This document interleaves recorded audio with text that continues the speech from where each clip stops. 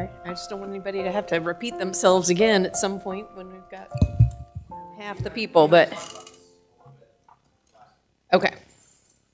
Well, with that in mind, then let's go.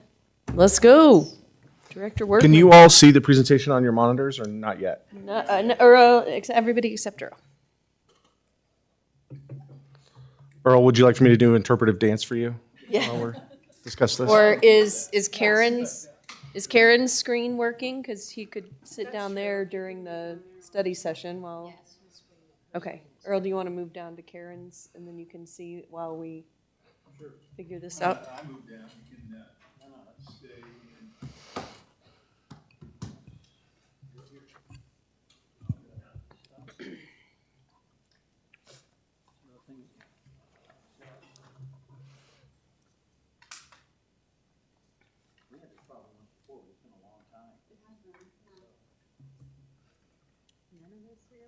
All right. Well, the good news is we have an hour. That's it. Okay. All right. Because you don't take minutes. Do you take minutes of study sessions? No. Okay. Great. All right. Very good.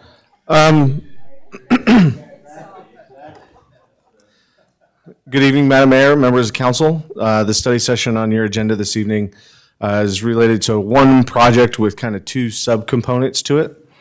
This is a follow-up discussion from the council retreat earlier this year where council discussed a potential desire to legislatively rezone the city's institutional uses to an institutional zoning designation. And also earlier this year, council had expressed a desire to evaluate, look at, and potentially adopt lot frontage requirements for all new subdivisions.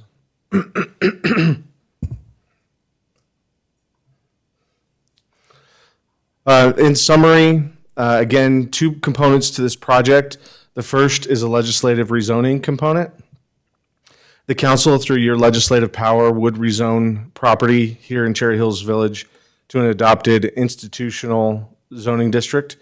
This is a tool that communities use for a variety of reasons, but for the purposes of this conversation, one of the ways that the council can do that is to implement the city's master plan and preserve the community character. And additionally, this is authorized by our municipal code in the zoning ordinance. That section there, 16-2-40, has language in there that was contained in your packet that I won't reiterate, but basically says nothing in that ordinance removes the power or the ability of council to change the zoning map of the city, which again, the zoning map is just a reflection of all the ordinances that have been adopted over the years. The second component is what I'm calling the reinstatement of a lot frontage requirement. This is a very common tool that almost all communities use when property is subdivided to ensure a minimum distance of the lot is adjacent to some sort of a public or private access. It helps provide for the delivery of public services, so emergency services, utilities, all those sorts of stuff. It's a lot easier to provide those to lots if they're adjacent to a public roadway where a lot of those services are delivered from. Can I ask a question at this point, Paul? Sure. Because I actually only have one question, and it's right here. Because we talk about reinstating, and it might be in definitions, and I didn't go look at the code, so this might be it. But what was taken out was lot width, Yes.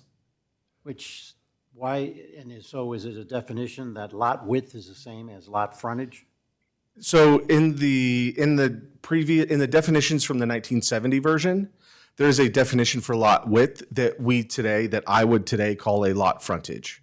And as part of this effort, we would want to add a definition to the ordinance for lot frontage to designate what we mean by that. So that would be a part of that development of those regulations. Okay, so back then, lot width, the way it was defined in the code, meant lot frontage Correct. at that point. That's correct, yeah. Because as I was reading that, I thought, we actually have some lots, or at least I know of one at one point in time that literally is surrounded by other lots Yes. with it was over there on Stanford, remember? That Yeah. was, Well, and there's one off Quincy. We just created one on yeah, University. so it's like, so that's why I Yeah. wondered, does width, Yeah, and So part of the nuance of that is, especially in like Old Cherry Hills, there's a lot of lots that were created originally back in the late 1900s, literally in the 1880s, 1890s.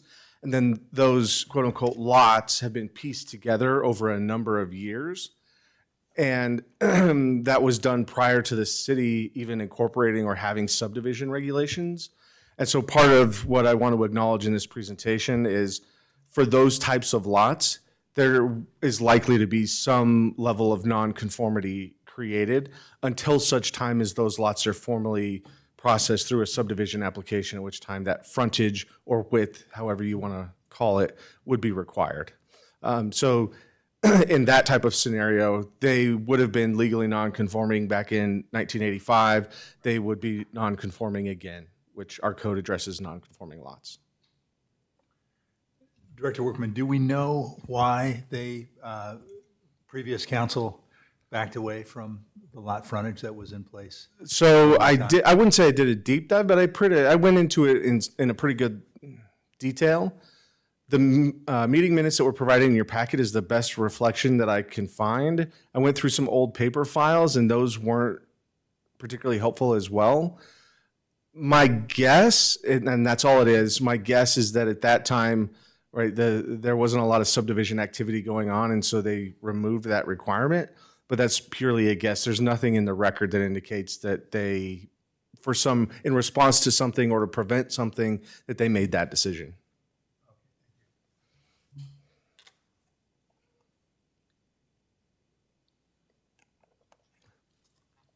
So we'll get into a little bit of the project intent. We'll start with the legislative rezoning component. The real intent is to align our institutional use of property with an institutional zoning designation. Primarily, this increases the transparency of our zoning regulations. When a property is zoned for residential uses, it sets an expectation for what some of those externalities might be, or the lack of externalities might be. Allowing land uses that aren't residential can get confusing for either prospective or existing property owners when the zoning allows for residential uses, and then all of a sudden you have these institutional uses that have these externalities like parking and potentially school operations and that sort of stuff. It's a little bit misleading. Again, so right now the regulations for these institutional uses are what I would call nested within the residential regulations within our code. And so it's not as clear as it could be what the regulations are, whether you're a resident adjacent to an institutional use or whether you're an institutional use trying to meet those requirements. It is confusing where those regulations lie and how they get applied. So it would be, again, further clarity within our code to remove those regulations from the residential standards and have a standalone table that were specific to these institutional uses. And right now, all of the institutional uses in the village are zoned with a residential designation, either R1, R2, or R3. In the purpose statement of each zone district, which I provided in your packet, there's a sentence or two that describes how we intend to use that specific zone district. Within those residential zone districts, there's no mention of any institutional uses. So again, it's a little hidden that we would allow those types of uses in the residential zone district. It's not intuitive that those would be associated with a residential use. And so creating a new institutional zoning designation that would identify the purpose of that institutional zoning designation would create additional clarity for users of the code, not only on the resident side, but on the institutional side and staff moving forward. And additionally, this type of a request is supported by our 2022 master plan. The future land use map, which is on the image in front of you, which again, the master plan is a policy document. It's a forward-thinking document. It's not the same as the zoning ordinance. But this map says, ideally here in Cherry Hills Village, here's what we want these properties to be used for moving forward. You can see that the blue parcels that are identified on here, the blue indicates an institutional land use. And so aligning a new zone district institutional zone district with an institutional use of the property also further aligns our zoning regulations with our future land use map and what the city desires these land uses to be moving forward. The request would also be consistent with the guiding principle number 1 in the land use chapter of our master plan, which is to ensure that the predominant land use in Cherry Hills Village remains single-family detached. This type of rezoning would ensure that our residential zone districts are used for residential purposes. It's also consistent with land use goal LU-1-B to maintain the existing land uses on properties owned by private clubs, public and private schools, and institutions in the city. An institutional zoning designation recognizes the historic use of the property and aligns that, again, it aligns the use of the property with the zoning designation, which is in alignment with our future land use map. This was also provided in your packet for this evening, but generally speaking, it's not exact, but generally speaking, the parcels that have the red polygons are the parcels that are in blue on our future land use map, and these are the parcels that would be applicable to a future institutional zoning designation. I do want to note that the private clubs are not included in this because the private clubs have their own separate zoning designation, separate from a residential zoning designation. All of them are zoned O1, which, as you know, is the open space and private recreation zoning designation. Again, that zoning designation sets expectations for what is allowed in that particular zone district. So I want to switch gears now to the lot frontage portion. Sorry, Yeah. before we switch, can you go back? Huh? One thing that occurred to me, and I don't know if this would be another reason in support, what setbacks and parameters are applied when, for example, someone comes with a site plan amendment? I feel like the site plan amendment has a lot of leeway to, at request approval of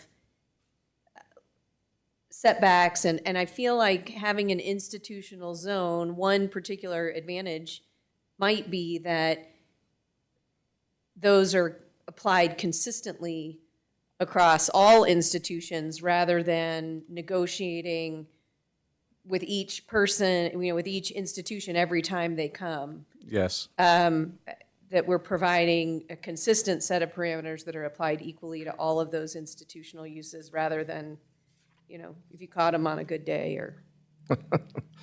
That is correct, because right now, to your point, because the regulations for non-residential uses, these institutional uses, are nested within the residential zoning requirements, the setbacks are based on what the residential zoning designation is.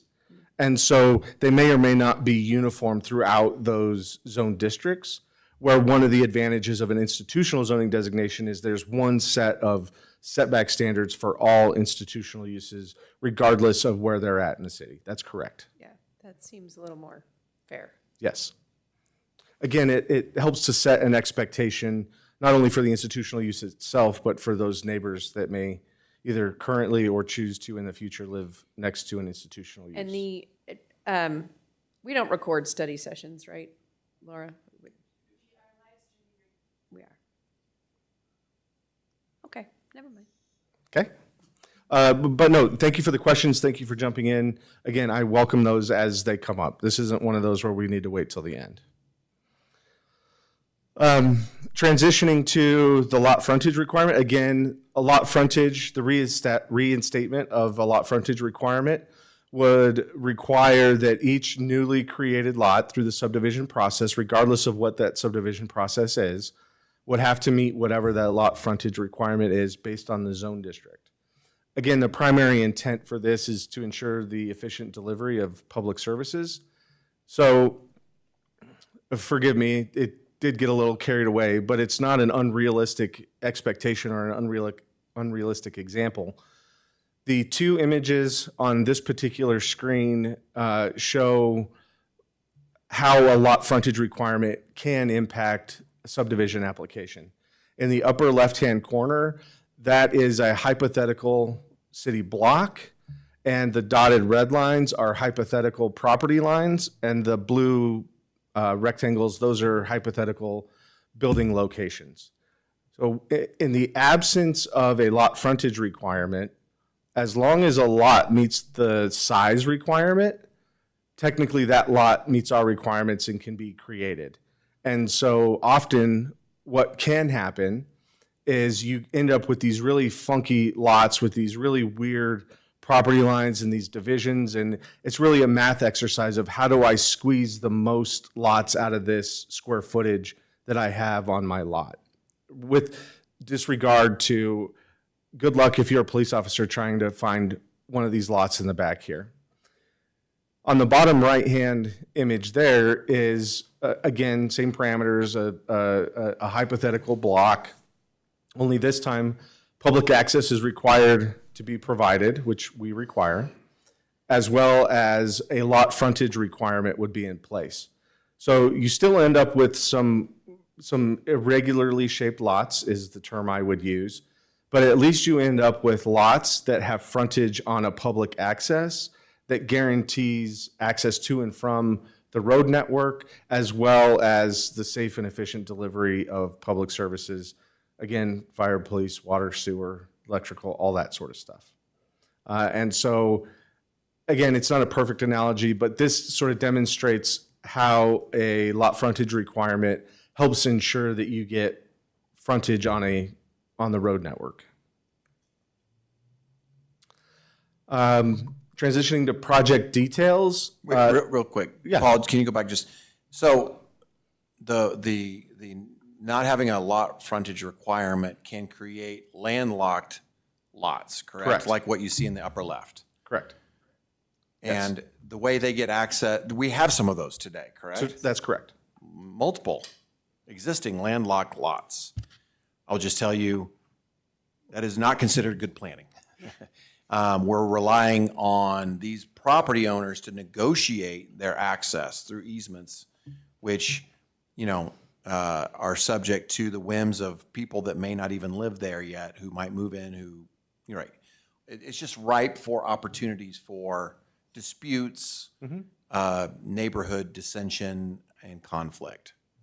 So I just want to highlight that, probably more for the. So I have a couple questions about this too. I am very supportive of this. I think this makes all the sense in the world, but I am thinking of two recent scenarios, and one in particular, and maybe there's a way to address this in whatever is drafted, but when you're on what I would call like an interior corner lot, right, where we just had an example of that. I mean, that's a big piece of land there that it's very hard to create a lot frontage. I mean, they do still have, that lot has access directly to the street, but it's not very wide. It's just the size of a driveway.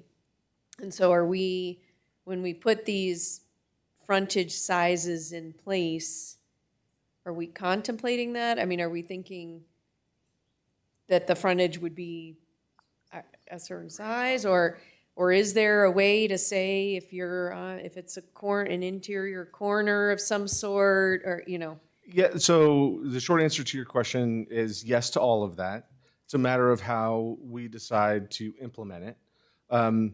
There are scenarios where if you have a regularly shaped lot, I'll use that term in quotes, your frontage is X. If you are on a corner lot, your frontage is X. If you're on one of these irregularly shaped lots, then your frontage is X. You can also just do a flat standard. You're in this zone district, this is the minimum that you got to provide, period. What the effort we're going through now is to evaluate not only what the city had historically prior to 2000 and how that works with today's configuration of lots in general, but also existing conditions for the different zone districts. What's the average, what's a big frontage, what's a small frontage, So we're trying to do the best we can to educate ourselves so that we can, again, adoption of this is undoubtedly going to create some level of nonconformity on some lots, but we're trying to go through the process to minimize that as much as we can, while still trying to accomplish the goal of having meaningful frontage on a public access. And I think the meaningful frontage is the important part, because while I think those sort of interior corners, that makes sense to me, but what I would not want to see, and this is not an exact analogy, but, you know, in Glenmore, everybody has that little strip that Yes. is the golf course. I would not want something like that, where the frontage is a bunch of things just wide enough for a driveway, Yes. right? Agreed. And so I don't know how you make it's And so a I'm, meaningful minimum that doesn't become onerous. Paul and I both have worked in communities that are fast growing where it's master planned, right, a subdivision. And this condition often comes up for cul-de-sacs, right? Because those lots will Yes. often come down almost like a pizza slice. How in the world do you do that when you're trying to have a meaningful frontage? There are absolutely techniques where you can say, in that condition, you measure it set back 25 feet from the front, you know, there are workarounds to accommodate some real world examples that then don't let a normal shaped lot, I don't know, why is that a controversy? Normal shaped lot to then somehow get away with taking advantage of the cul-de-sac condition. There are ways, I think, to distinguish that. Yes. And to allow that flexibility in common sense ways that are needed in certain conditions, but then not let that be abused Right. in other conditions. Correct. Yeah, because like specifically in this picture on the left, you know, imagine if the red dotted line across the middle here was a road, public access. Those three homes, the third from the left, you know, that's what I wouldn't want. Yeah. Like, that's the sort of the Glenmore Yes. model. Agreed. Yes. So are you requiring that the frontage be fee-owned by the particular lots, or can somebody have frontage that's via an easement? Well, that's one of the questions we would need to answer. Okay, that's an issue. I think traditionally, textbook, it is fee ownership. Front, Yeah, yeah, the frontage intention, is fee ownership. the intention is to have the ownership go to the right, to avoid those scenarios that City Manager Kramer was talking about, where you end up with future disputes between property owners and all that sort of stuff. So our intention would be to have it be fee ownership. Now, the reason I'm caveating that a little bit is, let's say for some reason, and I don't know this to be the case, but I'm hedging a little bit, right? Let's say we get in further into the research and 85% of the lots in the R3 zone district, this would be problematic for. I wanted to leave us a little wiggle room to address that type of scenario. But the intention is to have fee ownership of the lot up to the access line. Because picking up on that, and I agree, I mean, we wouldn't want that kind of Glenmore situation, but we've got other lots that do exactly this. Right.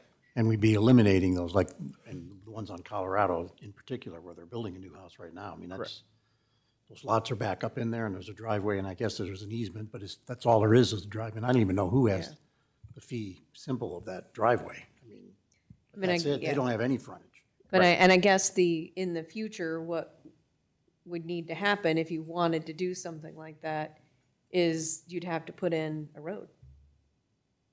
Or you'd have to grant them the property right. That's what, yeah, You'd convey them that property. correct, is there would have to be some type of property conveyance through the subdivision process to get to that frontage requirement. I mean, you can imagine in other scenarios that we just dealt with too, right? Or hypothetically, future lot splitting bills, or, you know, if someone wants to split their lot, they've got to put in a road. Correct. And part of the lot has to be, you know, shaved off to create that road. Yes. To create the access. Correct. Yeah. Yes, that's another benefit of having a lot frontage requirement. is- Well, I mean, and that is why it's important, Yes. because we can't end up with all of these homes that it's impossible to get to. Correct. That is just really untenable for an enormous variety of reasons. Agreed. Yes. Correct. Yeah. So as I've alluded to, my office, along with Kathy's office, is currently in the process of drafting some regulations for both of these items, I guess I would call, within the project scope. We're looking at the current regulations as well as some of the historic regulations, specifically for the legislative rezoning component. Some things that will be in there that we're evaluating right now are things like setbacks and heights and to all those things that the mayor had alluded to just a minute ago. But it also includes things like permitted uses and signage and parking and some of those other things that it's an opportunity, as Councilor Holland likes to say, if we're going to get under the hood, let's look at it and be comprehensive about it.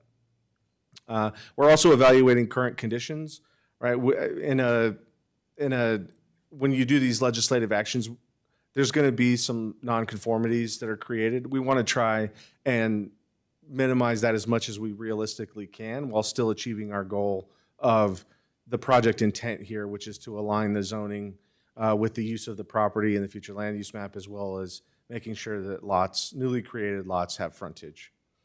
For the legislative rezoning component, we as staff are planning to, and for those counselors that are interested, if you have these institutional uses in your districts, we are going to meet with those impacted property owners as staff to, the intent of those meetings is to inform them of what we're doing, not necessarily to have it be a negotiation of what the zone district standards will be. If there's a specific unique set of circumstances that they would like for us to consider, we certainly can have that conversation. But this is more of a informing them of what we're doing as opposed to a negotiation of whether we're doing it or not. Assuming you aren't going to have those meetings until after you draft the regulations. That's correct. That's correct. Yeah. Another point I want to mention is that because we're still going through the drafting of those regulations, those were not included in your packet this evening. However, if there's something that you have a particular interest in, you want to make sure it gets included or excluded or whatever, please reach out. We're happy to sit down with you individually and go through whatever concerns or questions or thoughts you may have with that. We'd be happy to do that. We're not far enough along in that process yet to present them to you, let alone make them available publicly. And conversely, with the rezoning component, we're not planning at this point to do an outreach component for the reinstatement of the lot frontage. One, without actual detailed survey information, it's impossible for us to know precisely whether or not existing lots would meet whatever requirement we adopt. And two, it's likely impossible to know what lots this may or may not apply to in the future. We don't know what property owners may or may not be interested in subdividing 10 years from now. And so it is a legislative action. It's not a public hearing process per se in the sense of a land use application. So because there's more unknowns with the lot frontage requirement, that's why we're not planning to do the outreach. Now, we may do some notifications or things like that in the village crier or on the website and some stuff like that, but we don't have a plan to do a targeted outreach approach for all properties within the city for the lot frontage requirement. Both of these will go through planning and zoning. Correct. Yeah. That's correct.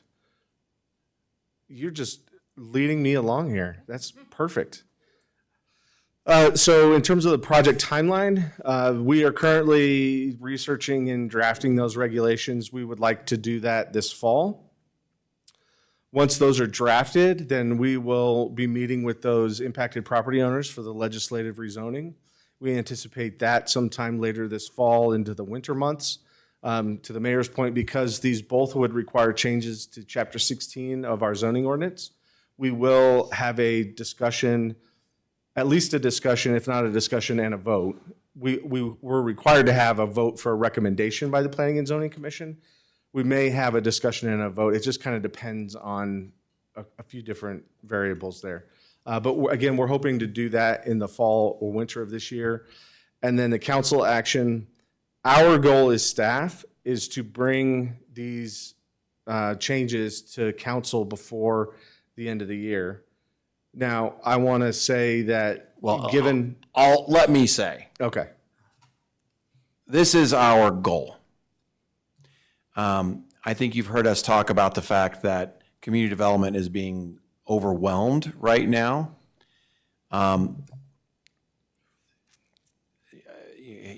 Paul just finished the stats for last month for building permits. Our previous record for permits submitted was 530 in a month. Was that right? No, for the up to year to date. year-to-date issued was 540 530. year-to-date last year, give or take. That was our record over the last like dozen years. And we did 580 last month. Year-to-date. Year to date. Okay. Yeah, year to date. Wow, that's like 50 a day or something. No, year to date. It's just so, we're just, and as we all know, I've mentioned multiple times, our land use applications, it seems like everybody is doing something. And we have stated levels of service for all of that. And we are doing everything we can to barely keep up with that. And there are days where we're missing some of those. And I don't see that getting better anytime soon. So this is our aspirational goal. Just, we understand the timelines and the benefits of this coming so soon, but compared to the charter amendment, which is another similar effort, this one requires 30-fold the amount of work, research, meetings with property owners, crafting new zoning code. You know, the charter amendment, comparatively, I'm not trying to demean, but it's just comparatively so much more straightforward. And so hopefully we are letting our residents know that those kinds of issues are still critical and our top priority as it relates to land use authority and some of the other benefits that frontage and those kinds of things may have on that whole topic. So I'm hopeful that we can still kind of get a bang for our buck with those efforts on the charter amendment. The reality is this may get pushed if we continue on the route we're on. Can I just ask, and maybe you can cover this later in your report, but I'm interested in hearing how the temporary help, how that's going to help you with that issue. Yeah, I'm happy to do that. So this is the end of my presentation. We're certainly available to continue the conversation. I was planning to give an update on that at the end of the meeting as part of my report. But I was going to say, but I'm happy to do it now. I don't want to cut this conversation short if you guys still have things you want to talk about. Is really where I was headed with that. I think we're good. Okay.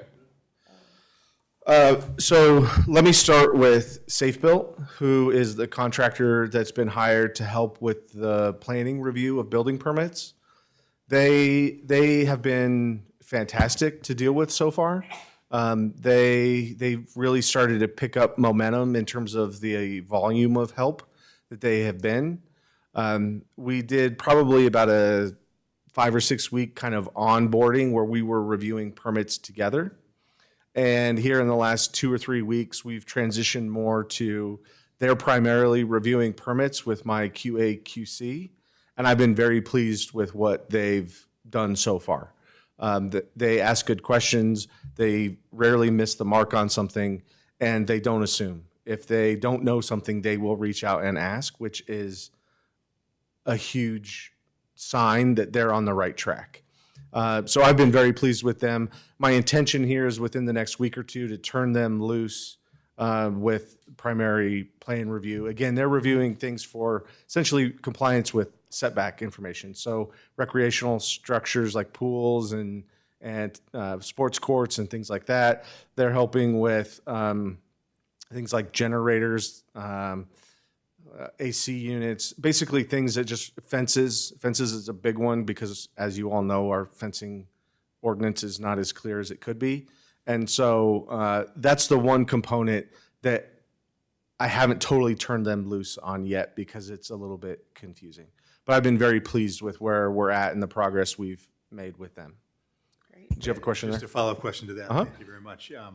at what point or how do you assess when it might make sense to add staff in your department? I can give you my answer for that. I'm more interested in the city manager's take on that. That's me calling you, asking you to ixnay on the, no, I'm just kidding, that was a joke. So we don't add a lot of staff here, we're very lean. When we have our tax holiday conversations, we see the fruits of that effort. So adding staff is not something that I would consider or take lightly. I would even double down on that as it relates to community development. I have been in community development departments when the housing economy has tanked or slowed, and you got to lay off half your staff because so much of their work, yeah, you can come up with some creative projects, but sustainable hedges, the sustainable hedge plan, you can only do so many of those before people start to question, right? And so adding staff in the high times can sometimes completely backfire even a couple years later. So we're not there yet. Is it off the table? No, but we were just getting started with Safe Built. We're also hoping our building consultants, Schum's Coda, can help out on some of the admin side of this as well. We're getting up to speed on that. So we want to give that a full opportunity to get started before we start having those kinds of conversations. So, stated very well. There are some other tools in our toolbox that we can use that are not ideal, right? Right now, our stated review times for building permits are 10 business days. We could lengthen that, right, which comes with a different set of issues that I'm not prepared for yet. Right, we can do certain things like only allow permit submittals on certain days, right? So there's other tools we can use too, in lieu of additional staff. To the city manager's perspective, all of those are on the table right now, but I'm hopeful that there's light at the end of the tunnel. Usually the summertime is our busiest time of year, and then the fall usually slows down a little bit, and then it's not a slow time, but the winter time is usually our slower time. So I'm interested to see what the trends are as we move into the fall and winter before I approach the city manager about staff.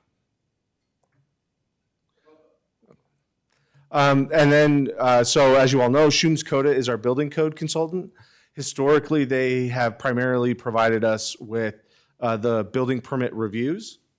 So when we get a new building permit, they review it for compliance with the building code requirements, and then they do inspections of construction as a project is coming to fruition. Earlier this year, we had engaged them about providing additional permit tech support, so additional support for processing permits. Every time a permit comes in, we have to do a completeness review on it. We have to route it to the appropriate people for review. We have to assess the fees, right? There's a whole list of things that we do for every permit that comes in. We had asked them to help us with that. That has been a little slower to get up and running than I would have liked, and they are aware of that. We just met with them last week to have a conversation about how they can continue to provide us with more support in that area.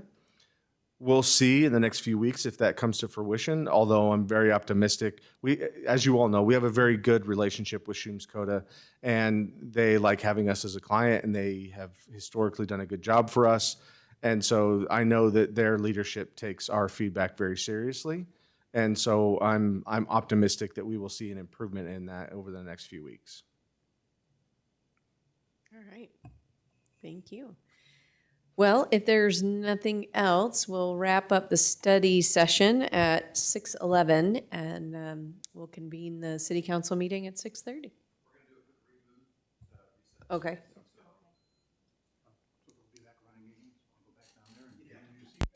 Okay, that sounds good.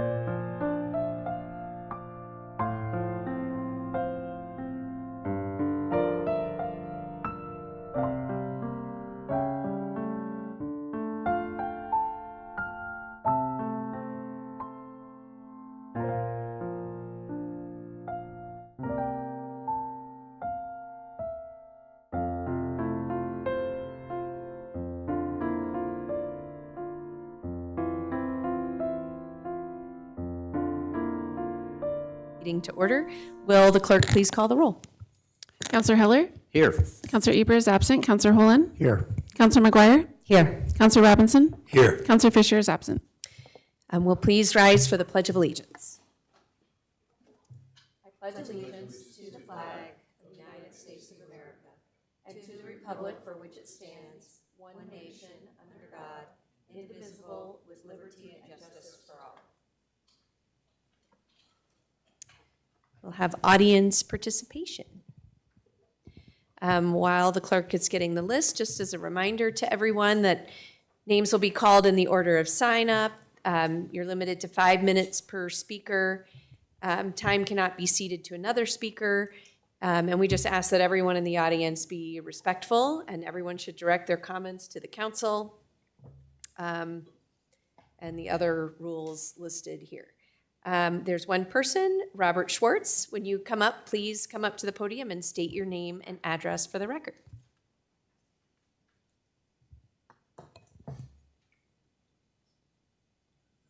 My name is Robert Schwartz. I live at 4226 South Forest Circle, Englewood, Colorado, Cherry Hills Village, 80113. Yes, thank you. I'm here as a physician who has run the Division of Geriatric Medicine at the University of Colorado Anschutz Medical Center for 25 years, and whose research and clinical expertise is in the area of exercise physiology in older adults, to tell you about my significant concerns about the prohibition of the use of e-bikes in Cherry Hills Village. All of you probably know who I am because I wrote to all of you. I also wrote to all of the council members at Greenwood Village because at the time I thought that they also had a prohibition.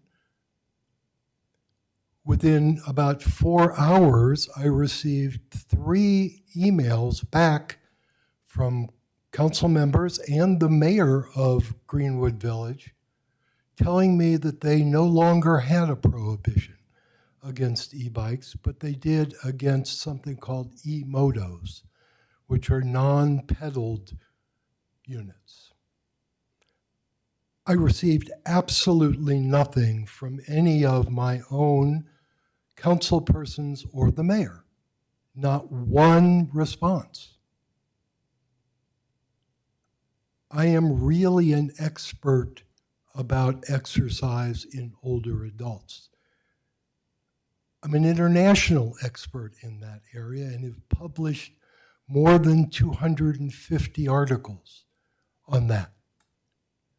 And I'm here to tell you that this prohibition is very, very problematic for older adults. Maybe not for young kids who can ride with a motor or not, but for older adults like myself who want to ride with their grandchildren or want to ride with their wife on a longer trip to go 5 or 10 miles and want to make sure that they can get back. Even if their legs get very tired, they can get back. They can challenge themselves in many ways that they could not otherwise do.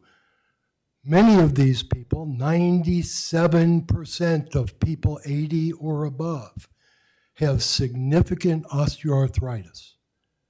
And having osteoarthritis leads to frailty. And it leads to frailty because these people are unable to be mobile in the usual ways. E-bikes enable them to do this.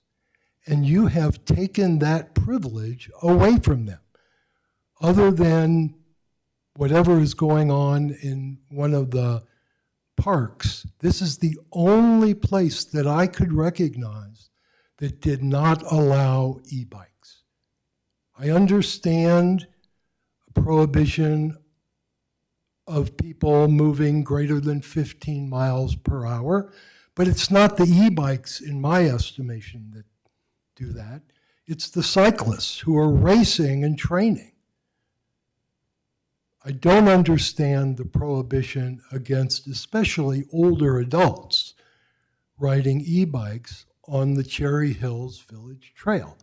So you, by this prohibition, break up the entire trail for older people who cannot go from place A to place B because they have to get off at Cherry Hills Village and go onto a street which is almost certainly more dangerous for them. I've been told that you plan to look into this next year, but 6 months, 8 months, 9 months in the life of an older adult who is unable to exercise in other ways is incredibly significant. And I'm asking you to take this up sooner and reverse this prohibition just like our neighbors at Greenwood Village did. Thank you. Thank you for your comments. We'll move on to reports from members of city boards and commissions. And I see that the Art Commission is here to present their 2027 work plan. Yes, good evening, Mayor and council members. The Arts Commission work plan was developed in accordance with the City Council's liaison program policy and is being presented tonight for council feedback. We aren't asking for any formal action requested, but here to propose the plan are our co-chairs from the commission. That's Chrissy Fedorowicz and Benjamin Ortiz-Hill, and I'll turn it over to you. Good evening, Mayor Brown and council members. We are excited to present our 2027 work plan. We'll touch on our budget and what we would like to focus on.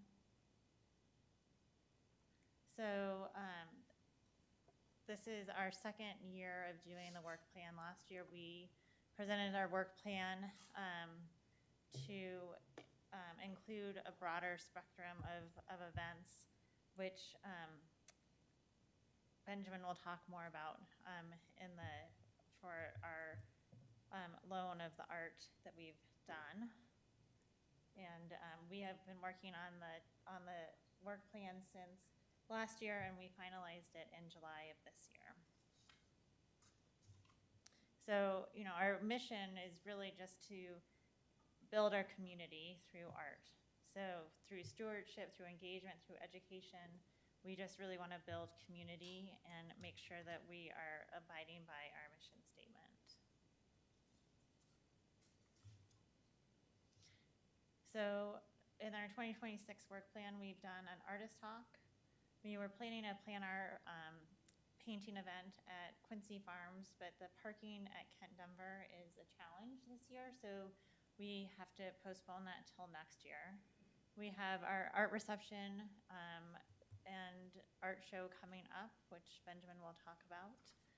We have the snowplow project and our fundraising event that we had proposed. We're kind of inventing that.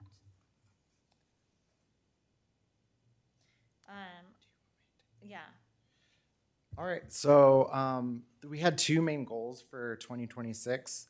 The first one was the redesign of our logo, so we were able to accomplish that. There's our updated logo.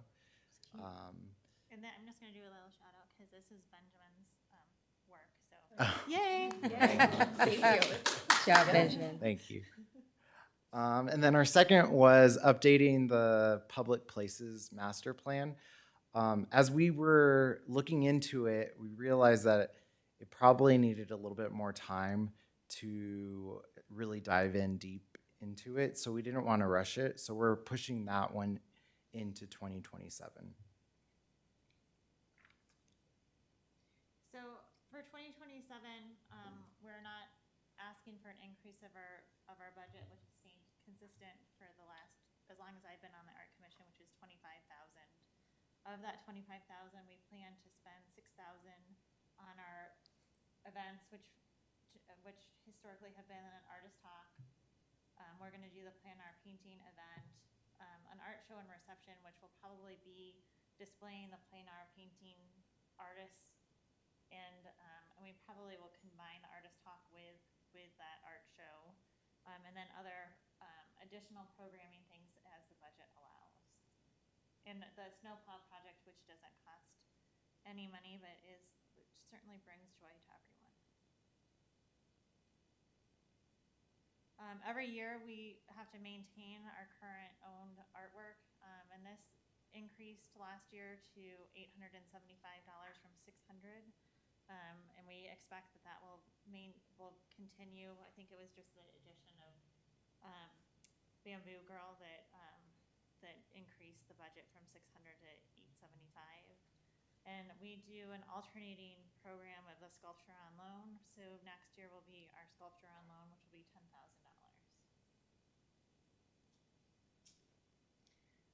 Consistently, we have had an art consultant, which our budget is $5,000. Historically, we had not spent the full $5,000, but we like to keep that in case, especially with the art on loan projects, he's critical to find that piece of art and to make the connections for us. And then we have a miscellaneous budget of around $3,000 to help with invitations for projects and all that type of unexpected expenses.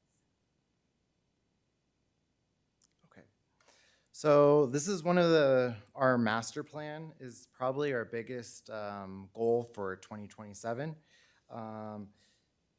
We want to update the Art in Public Places master plan. So the current plan, the framework for it lays out what we do, how we select art, and where we place it, and how we care for it. So it doesn't really cover the full scope of what the Art Commission actually wants to do.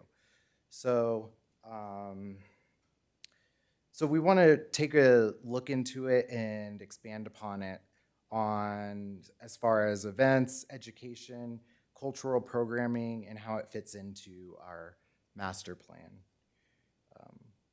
And then as well, we want to find an easy way to hear what residents are actually wanting. So we're trying to figure out the best way to get feedback from residents and how they're responding to art that we have displayed and also events that we put on. And if you figure that out, let us know. We kind of have something in mind, but we're testing it out. All right, so, and This is just our budget breakdown, which we kind of went over in individual slides.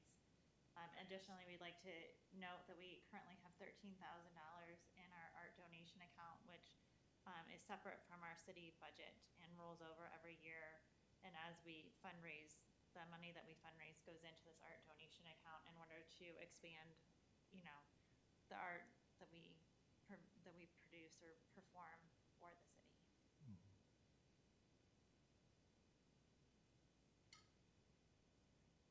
All right. all right, so that's really all that we have, and also the direction that we want to head in 2027. We're open to feedback. All and right. Well, questions thank if you. guys Thanks for have any. being here and thanks for putting this together. Questions? I had Yes, one Councilor question. So McGuire. the art donation account, what do you use that for? Is that for actually acquiring? So, for example, the new sculptures that we did out in city in the park out here, we use that for it. For Charlo, we use that art donation account in order to acquire that. And typically our bigger fundraising events are around purchasing a sculpture or a piece of art for the city. So that's what we typically use that for. It's not necessarily for events or those types of things. Or the art on loan. Or purchasing of art. And since we don't have a project right now where we're trying to purchase art, it's harder for us to really fundraise to get more oomph in that. So I think that when I started, when we didn't have the art outside, the three sculptures, I think we had like $42,000 in that art donation account, and that allowed us to kind of have a jump start on the fundraising effort for that, because that was $120,000 in order to do that, and the city gave us, I think, $15,000. I can't remember. I don't have so in order to fundraise in order to get new sculptures, and we're cognizant of the fact that the city, when we did a report, they didn't want every corner to have a sculpture on it. So, we're cognizant of that, and that's why we do these art on loan projects, so that there's kind of rotating art to kind of bring that in, which is included in the city budget. And so right now, we don't have a plan for that $13,000, but it would be used in order to acquire new. Yeah. So the funds are mainly to purchase new art. As opposed to the loan program, which is Correct. great. Yes. I think that's great. Thank you. Counselor Robinson. Yes, can you just provide details about the snowplow art program and how many, I guess it's a question for Director Goldie, how many snowplows do we have? Are they repainted every year? What schools do they go to? I'm just curious about that. There's three snow plows that we do, and we typically use Cherry Hills Village Elementary and Kent Denver. And then the other one we did as an art commission because St. Mary's doesn't want to do a snow plow. We're gonna attempt to reach out again Yeah, this we'll year, but attempt to reach out, but we try to do it for the 3 local schools that are on Cherry Hills property, for them to kind of do the snow plows. And so, and it gets repainted every year because the paint goes away as the snow plows are used. Well, on that note, there is a new school on Cherry Hills property, Brave Academy. So if St. Mary's is not interested, perhaps Brave Academy might be. Yeah. Good point. well, thank you for that information. I didn't know that. Yeah, I think they've only been open for 2 years or something, so yeah. Okay, Awesome. all right. Well, thank you so much, and thanks again for being here tonight. And then we are going to, with the council's indulgence, we're going to move item 9A, which is the approval, under new business, approval of incoming art loan agreement with Alexis Newton for Dia de los Muertos Calaveras. My Spanish is not good, I apologize. That sounded great. And we'll hand that over to Coordinator White and Manager Black. And Mary, before you do, I just want to disclose that I've known Lexi Newton since she's about that big, and her husband worked for me for years, and we're close friends, but I feel I can be objective to this, but I just wanted to disclose it, if everybody's comfortable with that. Yes. Yes. She's the Okay. cultivator. She's not the artist, she's the person that acquires these skulls and formulates or gets the artists from Mexico and South America to do these sculptures, and then she displays the art for them. Okay. All right, so we'll turn that over. Well, thank you. Well, we're going to keep our co-chairs here, and they're going to help present. But yes, this is just for your consideration and to make a motion on the approval of an incoming art loan agreement with Alexis Newton for the Dia de los Muertos Calaveras display coming up in October. We've provided in your packet some information on that, but I am also just going to turn this now back over to our commissioners, and they can share some of the history of this, how we got to this, and what that project looks like, and what the agreement talks about. Yeah. So I've worked with Alexis for quite a while now. So we've done a couple exhibits at Denver Performing Arts Complex and also the airport itself. So the display is centered around Dia de los Muertos, which is a tradition in Mexico that is a celebration of loved ones that have passed away and a remembrance of them. So these pieces are actually hand-painted and in a traditional style. So most of the artists are from Mexico and are made in a traditional way, which is paper mache, so they're really light. They don't look light, but they're very, very light. They're about 4 feet tall, and they're on a pedestal about 3 feet tall. So our idea was to have them displayed within City Hall from October 19th through November 2nd. And we wanted to have 8 of them displayed in City Hall. We have measured to make sure that it's not too cramped. That was my so- first thought, yeah. With 8, it seemed to be the perfect amount to make it still usable City Hall and accessible, so. And so do you mean will they be all over City Hall or just out in the foyer? Or? No, they would be, yeah, in the foyer. Okay. In the main hallway. Okay. So that's our idea. We're also, along with having these pieces displayed, we're going to have a community event. It's mainly focused around children, but adults are welcome. And during this event, we would have educate the public on Dia de los Muertos and also how these things are made and other traditions within the event itself. So that would be Saturday, October 24th from 2 to 4. And yeah, we're really excited. And then this is the amount that it cost to loan the skulls, which is $10,000, which includes transportation, covers the install. Yep, which is also fits in within our budget as well. Okay. So just a couple of Questions, questions. Where are they made? Are they made here in Colorado? No, they're made in Mexico. And so you bring them from Mexico. And are they going to be made new this year, or are they repurposed from prior years? No, these are repurposed from prior years. So My understanding, and I don't know, I think that they have some that they're repurposing and some that are new. So she always incorporates a new artist every year, I think, isn't that true? correct. Yes. So I don't know what we're getting, if it's all old or if she has a new artist that we'll be getting, but of the 8 skulls, it will be a mix of because every year she gets a new artist to do another skull to increase so that she can spread awareness around the Denver metro area. correct. We don't have confirmation on whether any of our pieces are from new artists, but they are pieces that we haven't seen here, at least here in Cherry Hills Village. So hopefully if we do this again, then we'll have pieces that we don't see the next time as well. But yes, they're from Mexico. Counselor Heller? Yeah, just one question, maybe it's more for staff. On page 178, at the last paragraph, it talks about risk of loss and transit is the responsibility of the artist.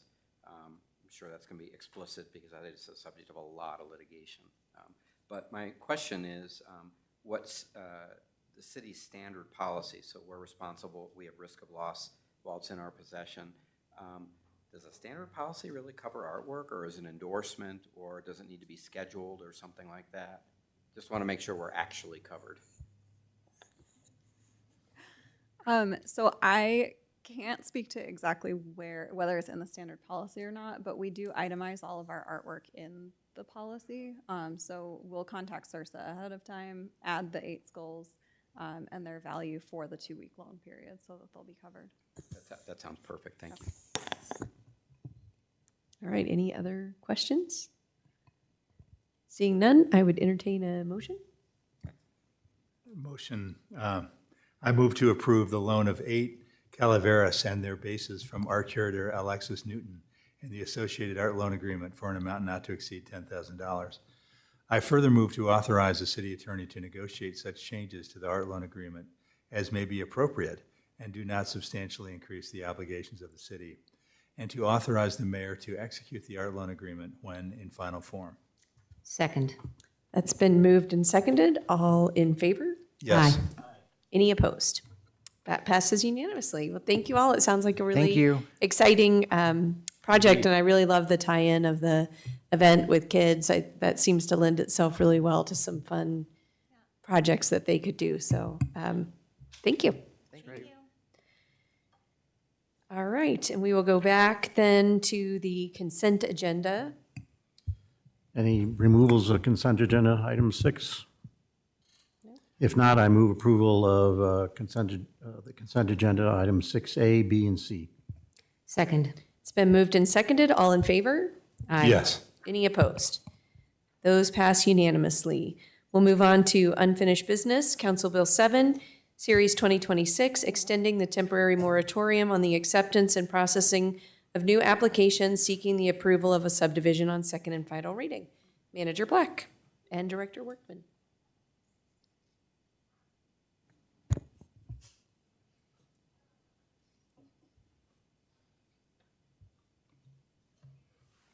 Good evening once again, Madam Mayor, members of council. Thank you for reading that title so that I did not have to. Again, this is the second and final reading of the extension of the moratorium. Very briefly, I only have a couple slides. I know you all are well versed in this by this point. At the end of last year, council approved a moratorium on first reading. It was affirmed in February of this year for 9 months on the acceptance and processing of new subdivision applications that require either a land dedication or a fee in lieu of land dedication. That was in order to allow staff an opportunity to evaluate and determine if the current requirement continues to meet the city's needs. Based on the work left, which you all discussed in length at your meeting on the 4th of this month, staff is requesting an extension to this moratorium to January 4th of next year. Between first and second reading, we did receive an application for a consolidation plat. Consolidation plats do not require the dedication of land or a fee in lieu of land dedication, so it is not applicable for this moratorium.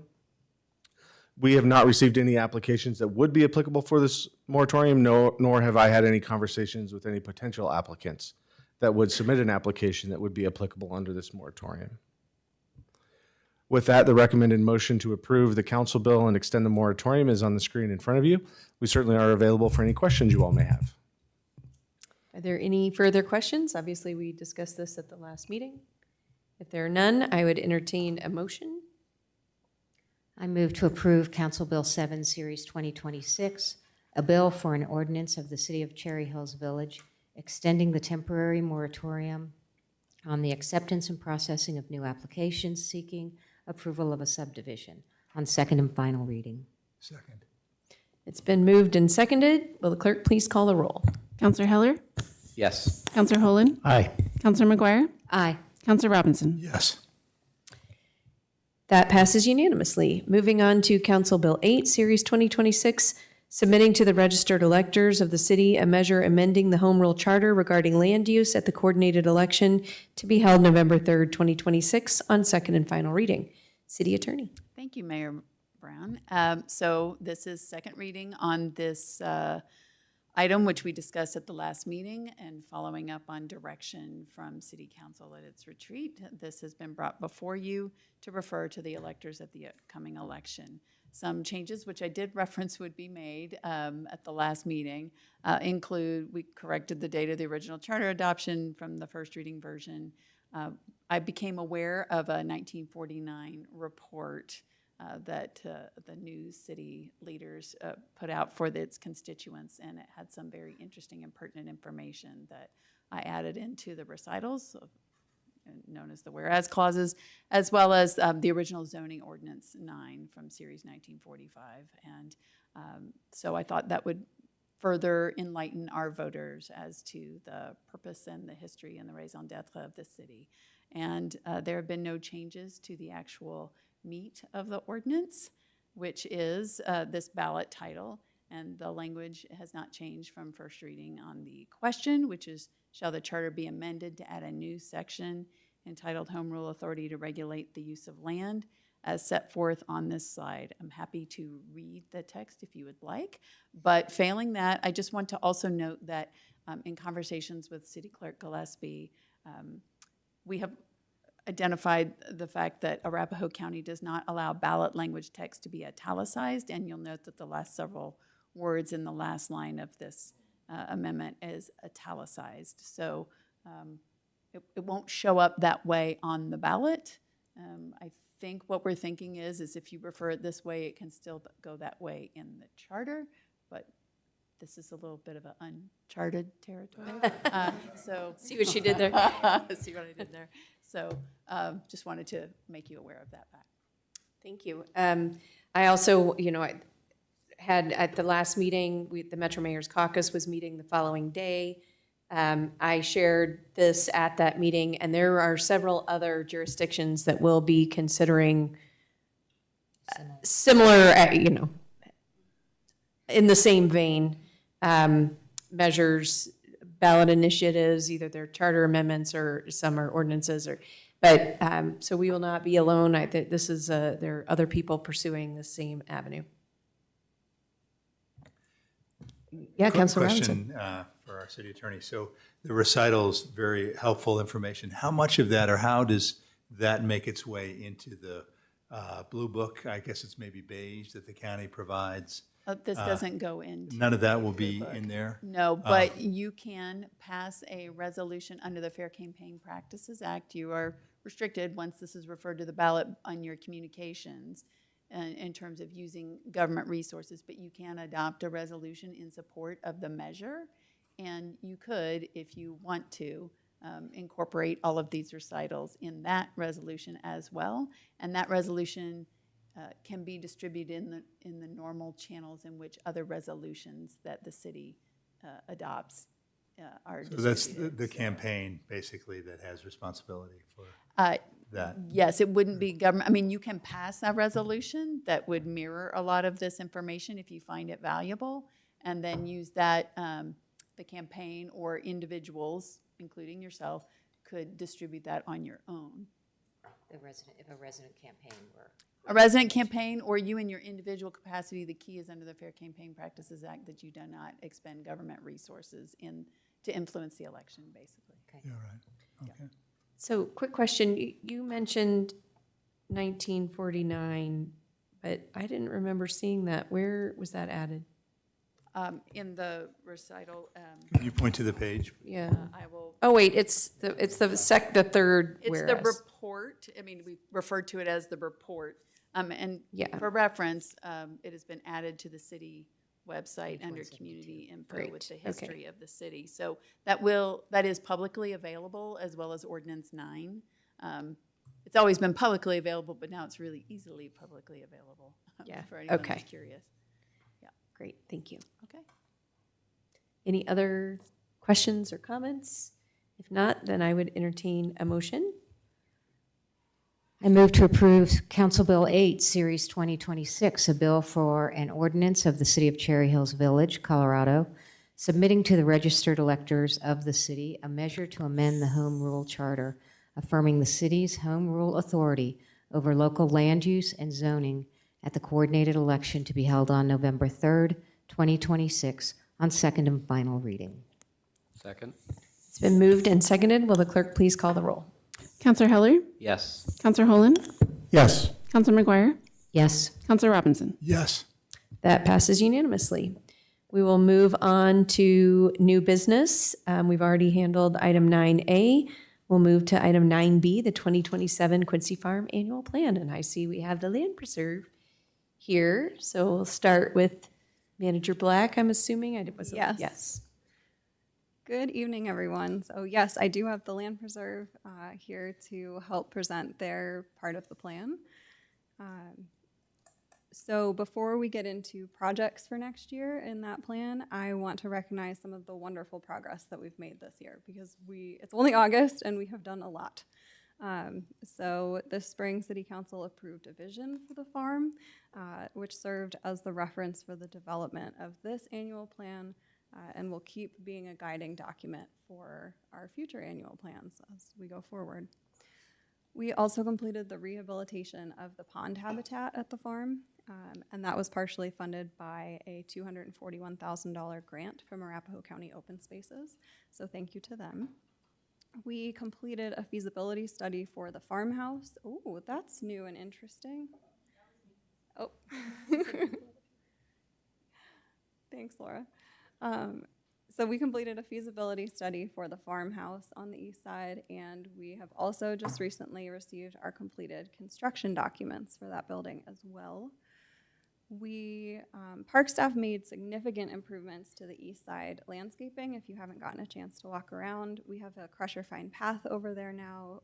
They installed irrigation and also planted 40 fruiting trees and shrubs, so those will be great for shade and interest, and then future educational programs with kids that we're really looking forward to. Finally, we replaced the original footbridge over the High Line. We did that in-house. Park staff completed that project and really enjoyed it. They're quite proud of it.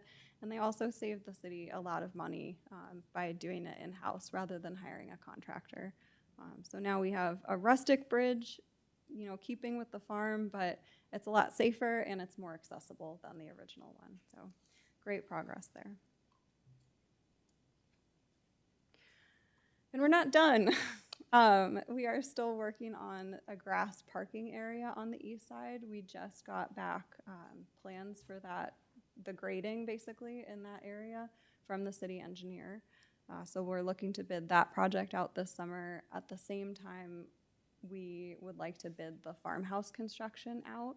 We're hoping to see if we can get maybe a little bit of cost savings in mobilization, if we can have a contractor bid on both of those, and if they both come in, low bid, use one contractor for those two projects. Emily, have we heard anything further from Colorado Open Lands with regard to the parking structure? No, but I have not had the chance to share the plans with them at this point because we were still working out. So we got the plans from the engineer. We were having a little bit of internal workings about exactly what seed mix we're planning to use in there to make sure it's resilient to being driven on every so often, but also low water enough that it's a responsible choice and that it will take in those pastures. So we've been adding that information to the plans, and I'll send everything over to Colorado Open Lands in a bundle, basically. Counselor I Heller. had the same Yeah. question, so that part's answered, but can you say just a little bit more about the parking surfaces to remind us? Sure. So the plan is to put in, we're looking at 2 different grid systems, basically, and we think we're going to bid it out with the option. One is a little bit, one is cheaper, and it's much more difficult to install. So more time. And then the other is more expensive, but it's easier to install. It's a rigid grid that you bury and it kind of just like clicks together. So we'll bid it out as an add-all probably to find out which makes more sense. And then vegetation can grow up through it. So when you're looking at it in the front pasture, it's not going to look any different. There's going to be no visual signal that you can park on it. It's really just going to look like a field that is stabilized so that if it is a little bit wet, it's not going to get, destroyed and rutted out like a real plain field would be if you were to drive on it. But yeah, it's not going to have it's not going to have painted lines or anything that it's going to visually look any different than it does now. Does it require irrigation? Do you know either option or? We'll set up temporary irrigation, but that's why the seed mix is going to be so important because the long-term goal is no irrigation. So we'll set up temporary to get it established, and then hopefully we'll be able to remove that after a couple of years. And that Mr. thing's kind of Black. on a slope. I mean, is it going to be graded more level with kind of a, berm or something at the front, or is it going to be basically a sloped parking lot on kind of the grade that it is? It's going to be graded out so it's more level. We can't get it quite to completely level for drainage and everything, but overall it'll be more of a gentle. So at the southern end, will it be like a retaining wall, or will it just be kind of a slope that goes up? I mean, because that'll be substantial, probably. Yeah, I don't know if you can see it on here. Can't really. But yes, we'll keep the retaining wall that exists right now. So when you drive down the driveway, there is a retaining wall sort of against the baby barn. That will still exist. So there will still be a Okay, sort of a great. sharp, not a sharp drop to the driveway because you won't be able to drive that way. But yes, the retaining wall is staying in place. Manager Black, Robinson. how many vehicles, I think you may have shared this previously, but are we anticipating could park there? 24.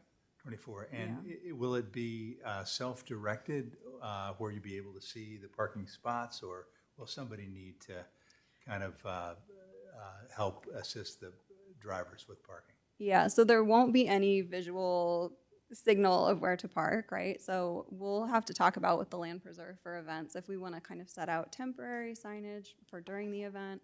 I think for most of their events, 24 spaces is probably more than we need for a lot of the smaller events. So if folks park sort of around the outside, that will be fine, but it will really just look like a field, so there won't be any visual cue of where to park. So we'll have to put out something temporary if we want to do that, or have a volunteer direct people. Thank you. But I think too, just to make sure, and I think this is correct, you correct me if I'm wrong, but it's, when you talk about self-directed, I mean, that lot's only going to be utilized for events, that we have, it's not going to be a trailhead. You won't be able to get into that lot just if there isn't anything going on, correct? Correct. That's a Yeah. great point. Thank you. So Yeah. there's no, There will be there's a, no daily parking there, so it's only when there's an event put on by the land preserve or the city. yeah, so it will be gated shut. The majority of the time, it will just be, we'll be opening it for land preserve events, if the city has a meeting there or something like that. But other than that, it won't be accessible for folks to just start parking there. Thanks. All right. Okay, and then last project that we have on deck for this year is getting a historic sign installed on the east side so that when we have visitors walking around, they can learn a little bit about the history of the farm in a more self-directed way than attending a program. So Ellen and I will be working on that this fall. And for the 2027 plan, we have another long list of projects like this year. We'll be completing the renovation of the East Side Farmhouse, so we're anticipating putting that project out to bid this summer, and then it will probably go into next year a little bit. Continuing to improve the East Side landscaping. We'll probably be extending irrigation more. We're really trying to get the pastures themselves planted and vegetation established out there. That's been an ongoing struggle, but we do have irrigation run to that side now, so that will be a huge help. Revisiting and updating the MOU with CHLP. That MOU is from 2021. Our roles have evolved, our relationship has evolved, so really making sure that that MOU reflects the current reality that we're in for both organizations. Removing the Anderson House and replanting the area as described in the vision that council approved, so that's on the list for next year. We also plan to complete a feasibility study and, if time allows, construction documents as well for the Hopkins House. So a lot of building projects again next year, digging into different buildings around the property, not just, this year we were more confined to the east side, next year will be east and west. Couple questions, or? Yeah, Susan? yeah, go ahead. Both on the Anderson House, and I am not relitigating anything, but just wondering on page, we do talk about demolition of the Anderson House on 192. Doesn't say when, though. That the 2027 staff will bid out the removal. What's anticipated? Is it in 27, 28? What is there for the actual removal? Oh, in 2027. Okay. Yeah. I would anticipate probably second half of next year, just the way that all of my projects are falling for next year. But yes, within 2027. Okay, and then the second, also related to Anderson House, this is on 202. It talks, again, I'm not relitigating, I just want to understand, the state historical funds with a pretty broad range of potential funds, 50,000 to 250,000. We're not going to disrupt our ability to achieve those funds by removing the Anderson House? Or we don't know is the answer. That's really the answer, Okay. is we won't know. The State Historical Fund has historically, sorry, But are we not been, this not been decision- willing to give us a definitive answer. Okay, one way or and that's the other. kind of what the root of my question was, not to raise it again, and it is going to be taken down, council decided that, but what are we doing to put forward the most positive light and lobby, such that it doesn't impact our ability to receive these kinds of funds if we apply for them? Or is there nothing we should be doing? Yeah, I Harold don't know in. that there's any. I don't know that there's a way to sell taking down a historic house to the State Historical Fund, unfortunately. I think that's just what, if we do go to apply for those That's- funds in the future, we will have to Address. provide an explanation, and they will either accept that or not. But the key is the timing. We really won't need to do that until we decide to apply. Yes, and the only structure right now that would make sense for us to apply would be the Hopkins House, so timing-wise, that would probably be 2028. I had a question. Again, also regarding the Anderson House and the Hopkins House. And it may just be a timing issue. Is there a prioritization of one over the other, or is it simply that the Hopkins House probably won't begin construction till 2028 because it will take that long to get everything in order? It's not that That's you're correct. prioritizing the Anderson House over the Hopkins, because I would almost rather it were the other way, that we do the Hopkins House first and then worry about the Anderson. But is it more of a, it's, the Anderson House is faster to attack, and you're pursuing both timelines simultaneously? Yes, that's it. So it will take us a little bit of time to go through the feasibility study process with CHLP and a contractor, and then to develop, for someone to develop those construction documents. So really, it's a parallel process that we can then also at the same time put the Anderson House demo out to bid and start working on that. Okay. And I think if our previous capital projects on Quincy Farm have shown us, and they've reinforced what is often the case with historic structures, that evaluation and design process is extremely iterative, as there are unknowns that we couldn't predict if we tried. So Yes. inevitably, the best laid timelines, get extended. I understand that. I just didn't want it waiting because we were going to do something with the Anderson House. If they're simultaneous, then that's fine. So I did want to touch on some things that aren't in the plan, just to make sure they're not forgotten. I know that there's a lot of enthusiasm on council and in the community for private events at Quincy Farm. So in order to get there, especially for private events on the east side, which is where we would start, we need that farmhouse construction completed. That's where our restrooms are and our accessible restrooms are to support the barn. Parking area has to be completed and the vegetation established so that we actually have a sustainable parking area. And then we'll need staff for setup and event management and cleanup, and rental policies in place that will be considered and approved by City Council.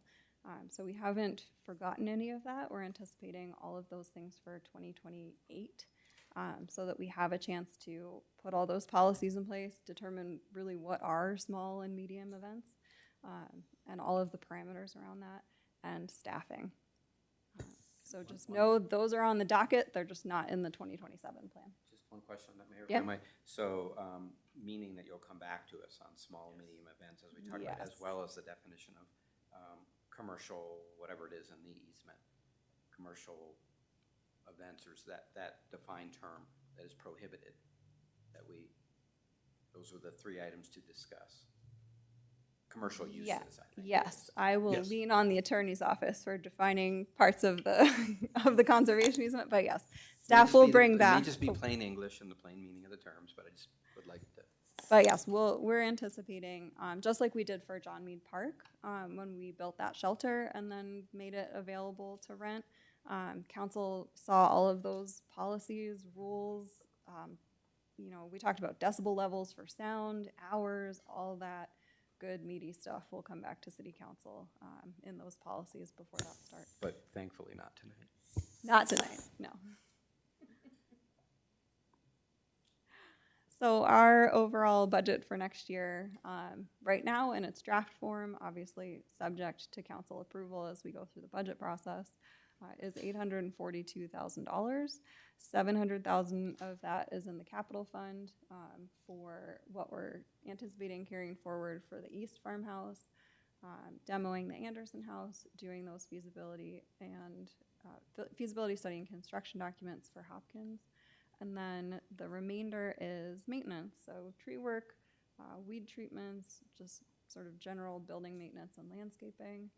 One small project that I did not talk about yet is turf replacement. That's that $20,000. So we're hoping to replace some of the bluegrass that's on the west side alongside the Anderson House next year with a lower water variety grass. Right now we're staying within water restrictions, watering that bluegrass. It's very unhappy, like a lot of people's bluegrass is. right now. So it is an upfront cost, but long-term with watering and weed treatments and care of bluegrass, it'll be the responsible thing to do, replacing it with a different variety out there. So but if you're gonna tear down why would you plant turf and then have construction? We'll time it out so that that's not, And does the 400,000 for the removal of the Anderson House include the replacement landscaping? yes, for the Anderson House footprint. So this is actually on the other side. Yeah, this is to the south of the, why am I drawing a blank? The trail, the nature trail. There we Right. go. Where the sculpture is and Yeah, everything, so this yes. is a little bit separated. So is that gonna Um, stay bluegrass though? No, so Okay. that's what we're replacing with a Okay. different variety. So the thought is to take the Anderson House down, replace that bluegrass, but still have grass available so that the land preserve can have their events out there. Just something that's a lot lower water needs and lower long-term maintenance. Okay. And is the sculpture gonna stay? Yes. Okay. So it's just gonna be a sculpture out, okay, Um, in a field, all right. And just one question on the budget, Emily, and I just want to clarify. So the funding source for the capital projects, you've got capital fund, but that'll actually be funded into the capital fund by the Parks Fund. Yes, there's a transfer from the Parks Fund to the Capital Fund to cover those projects. And that was one of my two questions, follow on. So it mentions in here that fundraising by the land preserve for capital opportunities, that'll offset. How does that work if there is capital raised by the land preserve? This is on page, so I'm reading it wrong, not 197. So the Land Preserve has their own presentation piece, so that I can let them speak to that, but there isn't specific capital fundraising for those projects planned for next year. Okay, so From the we'll wait land to hear preserve. from that, but capital is capital, so. So I does thi- that I think apply the to- answer, well, the first part is going, yes, if funds are raised for capital projects, it will offset those capital funds. But then the question is, okay, when will fundraising be done and for what capital projects? Okay. Which, that's, I just wanted to, I was trying to clarify, I don't have any issue yeah. whether there are other capital projects that will be funded or if it offsets these. I think you answered it.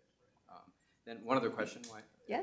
if I might, and looks like a good thing to me, but I'm just wondering, and maybe it's for the land preserve, on 196, it talks about partnerships with a bunch of area, the Audubon Society, the Highline.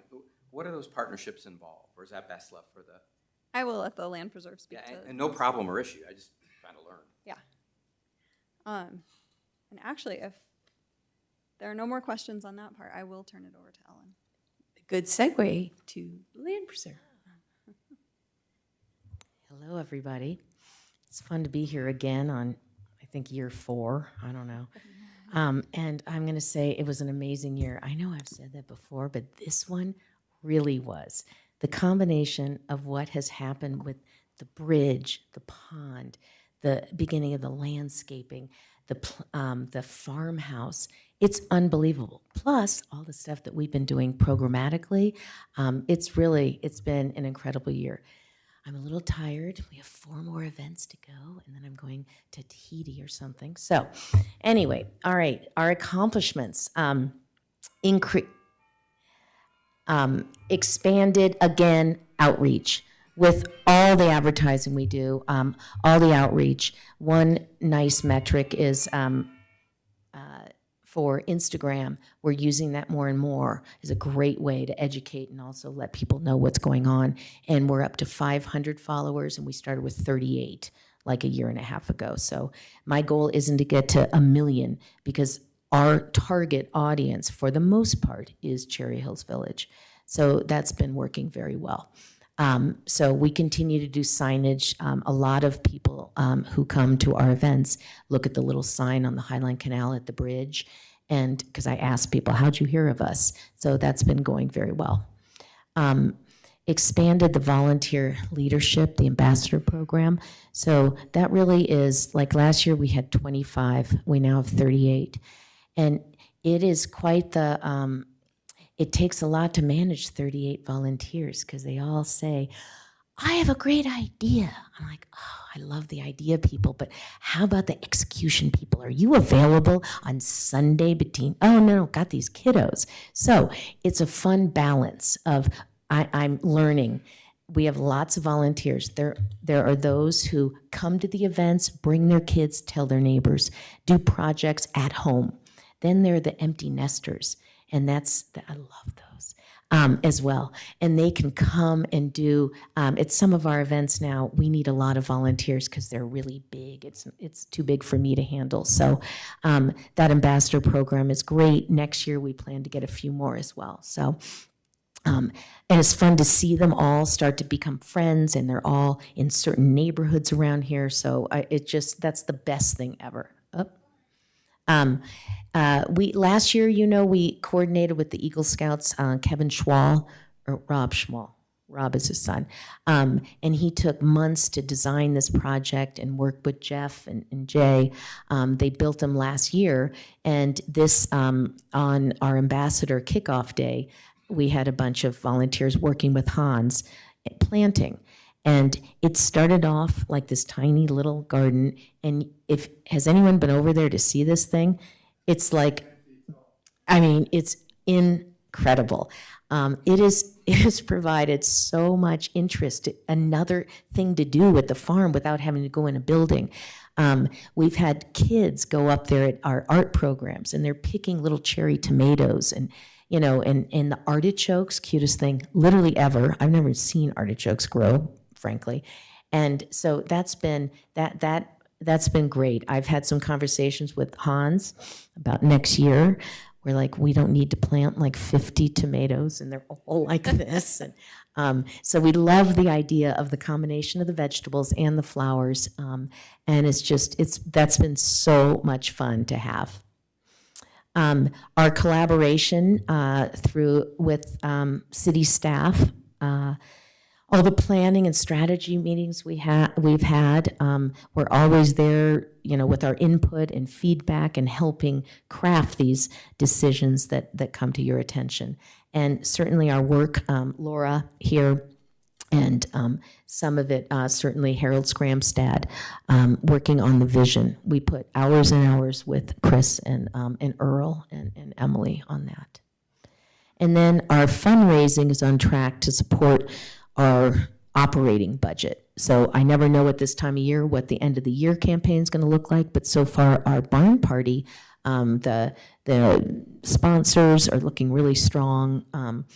Has everyone here signed up for the barn party? No, because I know who has. So anyway, please take a minute. You know how fun it is. And then the programs. So this really was a record year. We will have over 1,500 visitors.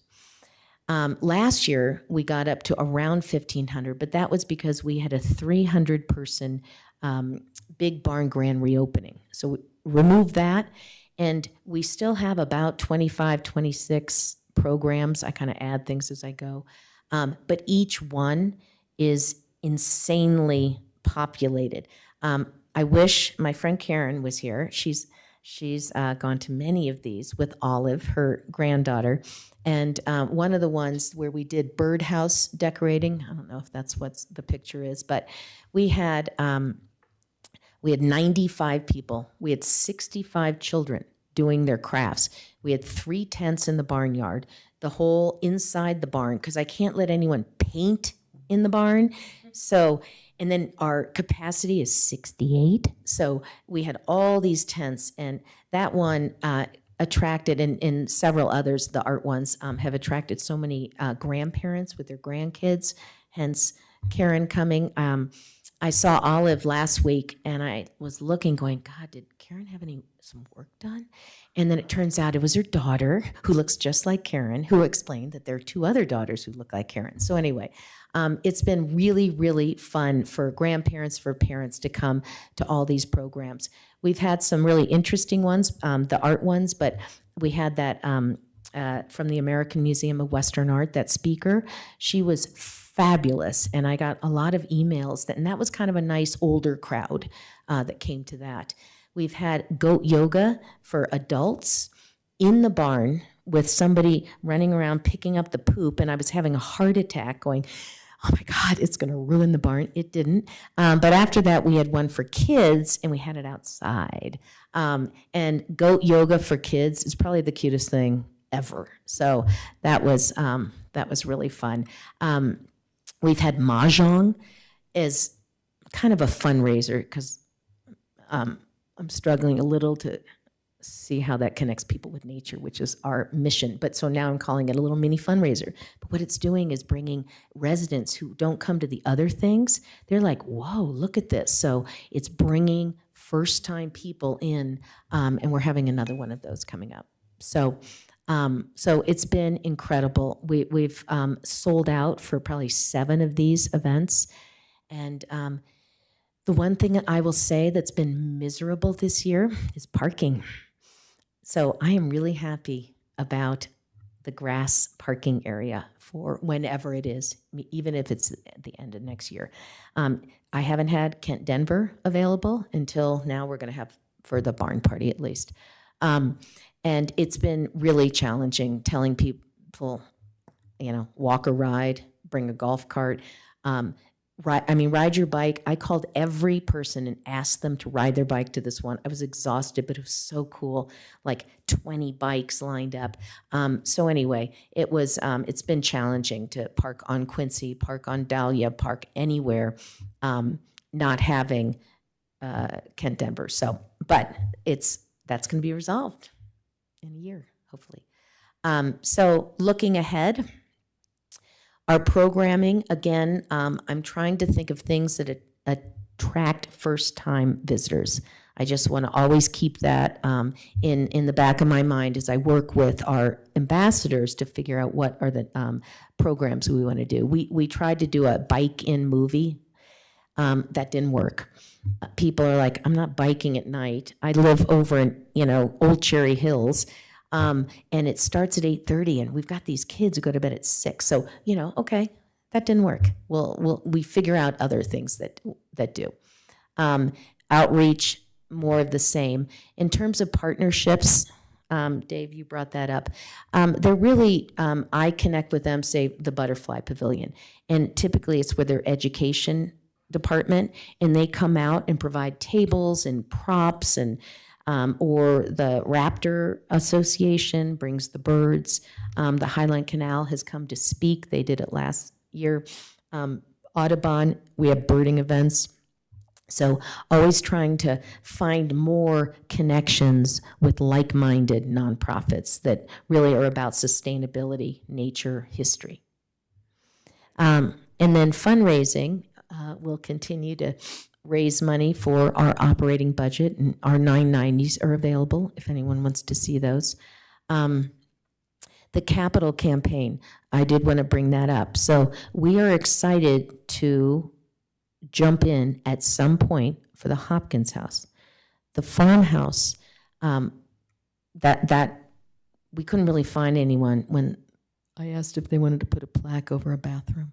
No one was excited about that. But the Hopkins House, that's where we want to jump in. So in terms of timing of putting it in a plan for us, we're just waiting to see what does the feasibility study mean? Like it just, and what kind of changes are we going to do, and what would be the donation opportunities for recognition? All the stuff that we did for the barn. So we are very excited. We do think there's interest in the community. I can't say how much. We can't commit right now, but I just want everyone to know that Laura and I are very excited to jump into that project. A little thing, we're buying appliances for the farmhouse. And we continue to buy all the chairs, the tables, all that stuff. And then the planning, again, we continue to collaborate with the city on execution of annual plans. And then, well, I guess that's what it is because now we have the vision. So I do have some T-shirts. One for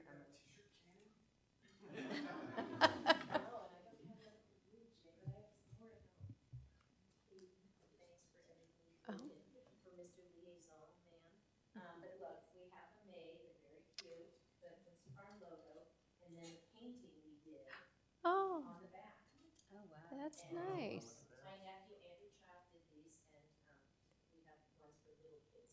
Wow, thank you.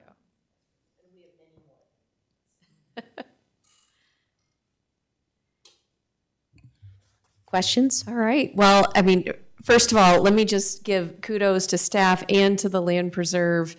It's been a great year. You guys continue to outdo yourself every single year. The events have been wonderful. I was finally able to make one this year. The planter design, and it was really great. So thank you for all of that work, and keep building for next year. So with that, questions for, yes, Councilor Heller. Congratulations on the year. It really is great. Can you talk just a little bit about your, I guess, pricing philosophy? So it sounds like you're oversubscribed, a great attendance. The fees to attend versus your fundraising, is the idea to subsidize those to be self-sufficient?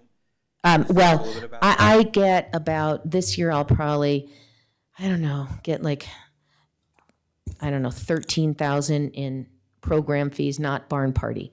But I'll spend probably 18,000 on program, not my salary, which is program, or any help I get. So our pricing is always super affordable, super fun. It's, and that's what our fundraising is for, to really supplement that and get people to the farm. We're not trying to be self-sufficient, unless perhaps in the future we don't get any donations, which I can't imagine. So, Thank you. Other questions or? So there's no motion, but the plans look great, and it's really just, as I've said before, so exciting to see things moving forward. So thank you to everyone who is making that happen. That is it for our agenda items. We'll move on to reports. I already mentioned that at Metro Mayor's Caucus that there are similar efforts around home rule. One thing I wanted to ask, get some kind of thumbs up, thumbs down from council on. You may have already started seeing television ads for Front Range passenger rail. So there has been a Front Range passenger rail district for a long time.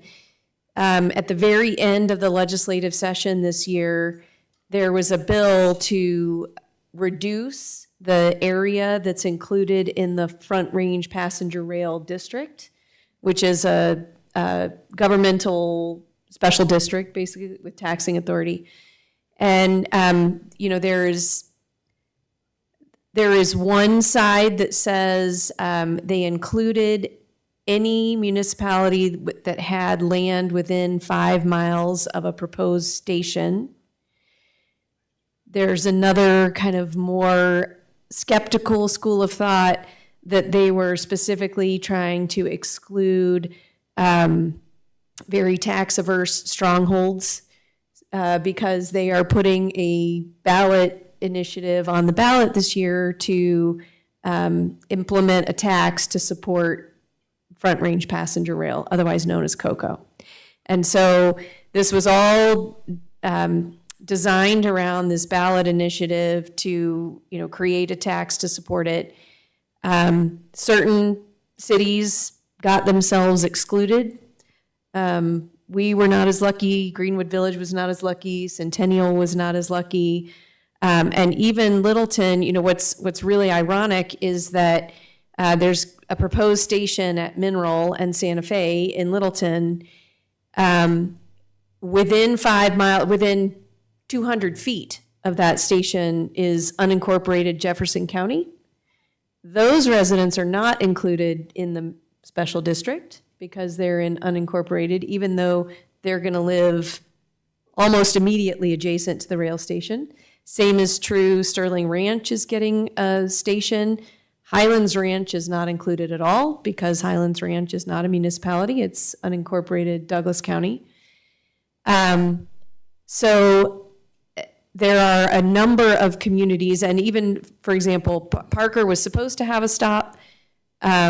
They didn't want one, so the stop was removed, and therefore Parker was removed from this special district as well. But even Parker is in solidarity with the communities that feel that it's not a matter of being supportive or unsupportive of Front Range passenger rail in general. It's concern about hanging the price tag on a much smaller set of communities than was originally anticipated. Originally, the district went all the way from, Pueblo all the way up to Fort Collins and everything, and, even little strips of land in between. And one of the arguments for the legislation that I think probably is somewhat legitimate, but still, was that the special district boundaries as they were originally presented did not align with voting precincts.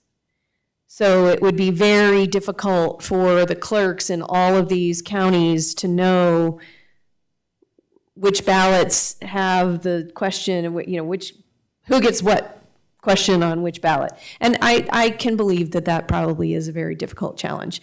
I don't know that it really makes it better that a small set of communities are going to be stuck paying the bill potentially for service that either won't serve those communities very much. To Centennial's point, they have a tiny bit that's within the Littleton light rail station, but then they extend way far east where people are, 15, 20 miles from any light rail station or any Front Range passenger rail station and really unlikely to use that service. So there was a question when the mayors got together last week, there were questions at the table about whether city councils were planning on issuing resolutions mostly in opposition. I don't think anyone at that table is supportive of the ballot initiative, but the question was whether they were going to have their councils pass resolutions in opposition to that tax initiative prior to the vote. So sometime, and I wanted to throw out to this council and ask, is that something we would consider doing? Would we just stay out of it? What do people think? Mayor, what's the tax? I don't know that it's been specifically approved yet, but it is going to, believe it's going to be a sales tax increase. And I was going to say that it's something like 0.5 is sticking in my mind, but that could be completely wrong. So I don't know is the answer. And the scaled down plan, do you know where it goes? Does it go from Colorado Springs to? Well, the initial phase is, it is going to go from Colorado Springs to Fort Collins. And there is a map that shows where the stops are going to be, but it's going to use the existing rail line. So it's basically going to go down Santa Fe. There's going to be a stop in Littleton. There's a stop in Denver. As I understand it, the Broncos ownership group is negotiating to get a specific stop at Burnham Yard, but I don't know if that's going to happen. There's a stop in Arvada,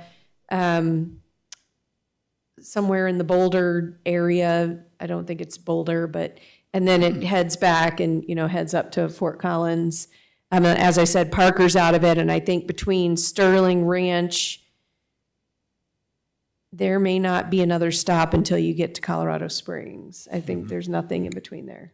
And then what is the history of prior city councils passing resolutions and weighing in? We have one for sure we're going to do.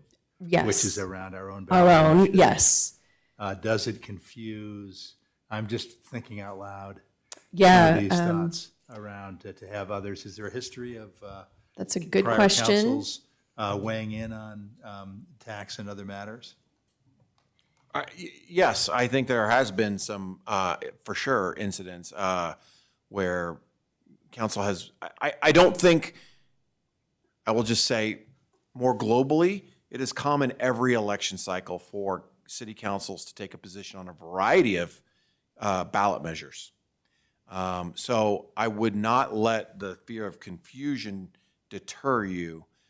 There's certainly ways to communicate those kinds of things in a clear way.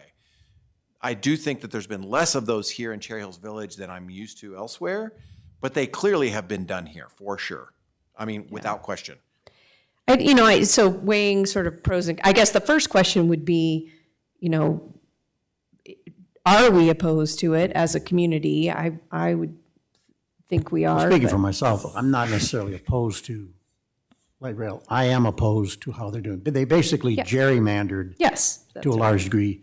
I'd be in favor of passing a resolution against, but making sure that it's very, very clear as to why. To send that message, which is to go, don't go sitting out there trying to manipulate the taxpayer, which is what they're trying to do. And I'm against that. Right. And cutting out all of Douglas County, and there's one reason they did that. Yes, that's exactly right. I mean, because Douglas County would give them the heave-ho. I mean, Yes. which is their right to do. But I mean, it's like going, hey, wherever this thing is going, you don't sit there and just gerrymander and pick it. And I'm against that, so. Yeah, Councilor Heller. Very similar comments. Yeah. I don't know enough about the rail service itself to know if I'm against it or for it, or we should be, but the way in which they're going around about the taxing authority and approach, I think if we're crystal clear, that's the opposition. I'm with that. Yeah, okay, and that's exactly where I was too.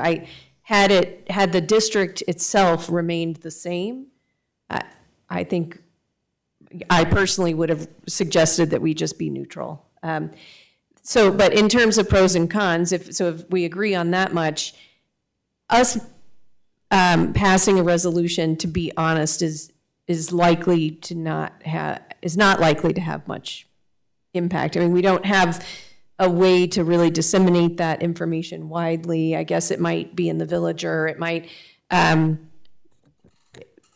but it also, I think if we feel that way, that it's, and it isn't just Cherry Hills Village, to your point, Councilor Holen, it's the gerrymandering of the district and placing disproportionate burdens on some people at the, and that's just not, I'm not cool with that.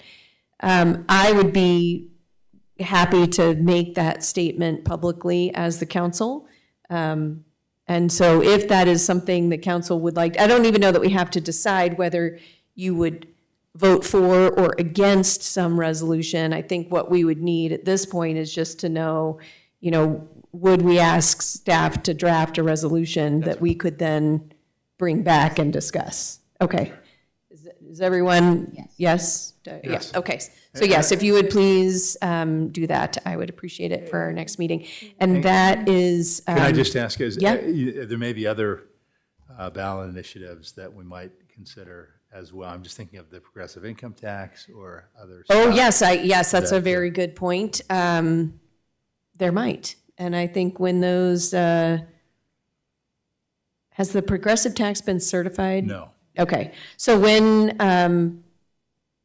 let's monitor that, and when that, if and when, let's have a similar discussion about those as well. I think that there's the Probably Denver. no surprise that Cherry Hills would not be for that. Probably not. And at Metro Mayor's Caucus, the presentation was by the Denver Metro Chamber of Commerce, and J.J. Ament made an extremely compelling presentation about the alarming decline in Colorado's competitiveness in general, and tied it directly to policies. It's not coincidence. It is not, these are policy decisions that are being made. And he specifically, pointed to that proposal. So I think that we should absolutely have that conversation. It will be, very impactful.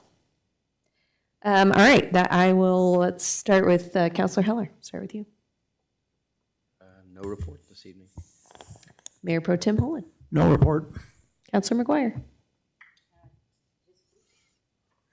A couple of things. On my street, the bear has shown up twice in the last week. And I know Colorado Parks and Wildlife is saying that they will not respond unless a bear exhibits aggressive behavior. You know, my neighbors are a little concerned about that because we don't want to wait for something bad to happen. And is there anything we can do? I mean, I've told people about, you know, bring your garbage cans in, clean your grill. But is there anything the city can do to, like, get the bear back where he belongs? Councilmember McGuire, you're stealing the commander's thunder here. Oh, I apologize. I'm so sorry. Let me shift to my second question, which is, in the police report today.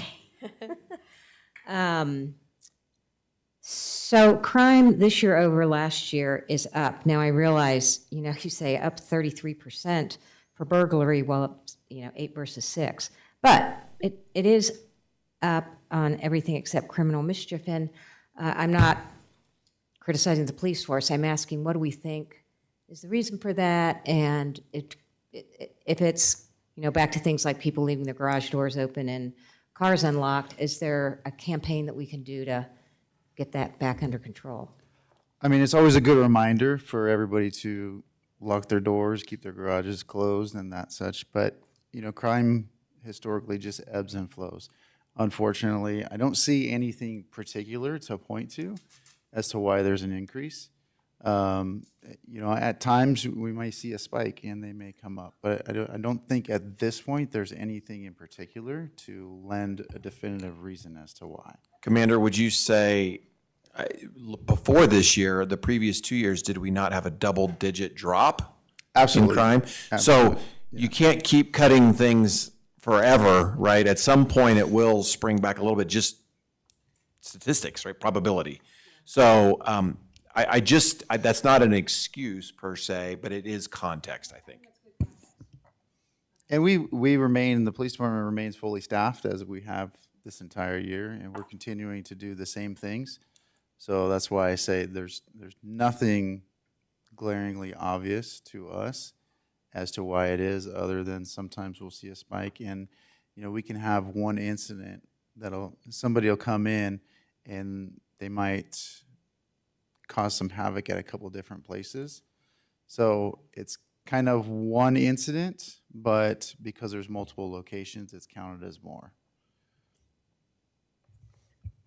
Thank you, and I'll withdraw my bear question if you promise to address it. Yeah. I'm just going to say, I got up for my walk this morning and I looked outside. I usually walk early, and it wasn't really light outside, and I thought, maybe wait till the sun comes up. So just because he's been on our street. Yeah.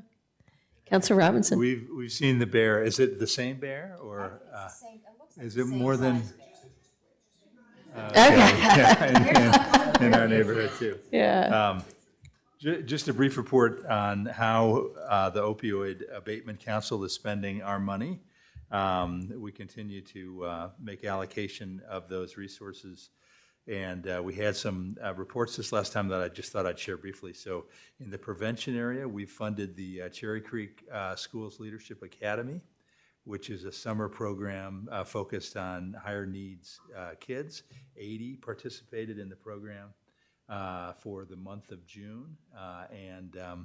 The results are years in the making, you know, but seem to be very positive. And then two recovery organizations, Hornbuckle Recovery, Tribe Recovery, I would describe both as sober living spaces within the county, which have, they have multiple homes. Do we have any sober living homes within the village? I think we do, right? I'm not. How would you define a sober living home? A sober living home is a place where people that have generally been through a residential substance abuse recovery program and come out of that and are in a place typically for up to 6 months where they are transitioning, finding employment opportunities or schooling, and have a commitment to remain sober. Usually if they go back to drug use, they are kicked out of these homes. So there's a lot of social pressure to remain sober and for a period of time so that they can reintegrate back into society. Yes, we do have some of those, yes. Yeah, okay, yeah. And so So I think just very positive work that is coming out of this tragedy over the Sackler family and the opioid misuse across the country, but the millions of dollars that are coming into our community. Arapahoe County alone, it's about $7 million that we're spending over the next few years for these sorts of prevention and recovery and harm reduction efforts. So we'll keep you posted as we go forward. Thank you, and I think that's a good reminder that, no community is immune to those challenges. And so, even though Cherry Hills Village is a very lucky and, beautiful place to live, we still have the same issues and challenges as everybody else in a lot of ways, so. Yeah, just to comment on that, I mean, I bet if we took a poll here, 90% of us would have somebody in our family, greater family, that has a substance abuse problem. I know I do. So it is sadly a challenge that many, many people face. Right. All right, we'll move on to city manager and department heads. Where do you want to start? Director Workman. No formal report, other than to say we talked a little bit about the continued building permit activity. You did not see my monthly report in your packet for this evening because I was out of the office the first week of August. If you're interested, you will see those in your next packet. If you're interested, I can go through some of the numbers. There is no sign of a slowdown in the foreseeable future. All right. Manager Black. Our annual site visit from Colorado Open Lands is tomorrow morning, so we don't get a formal report at the meeting. We'll receive it probably in a couple months, but I will let council know in your Friday update how that visit went. And then this Saturday at 6:30 is our annual movie night, so please join us at John Mead Park. And if somebody could tell the bear about Open Lands visiting tomorrow, that'd be great. All right. We'll send her right Oh, to the yeah. farm. Wait, are you wanting the bear to be there or I'm not be there? I'm actually not sure. Councilor Heller. We'll welcome the bear. The movie is Hoppers. There is wildlife in it. But sorry, before you Yeah. move on, Denise. Yep. Emily, so are both the issues we talked about tonight, the parking and tearing down of the Anderson House, to be discussed tomorrow, or? The site visit tomorrow is really there. So I do send them the annual plan, so they are, once council approves that, they'll be up to speed with the 2027 one. They have the 2026 one.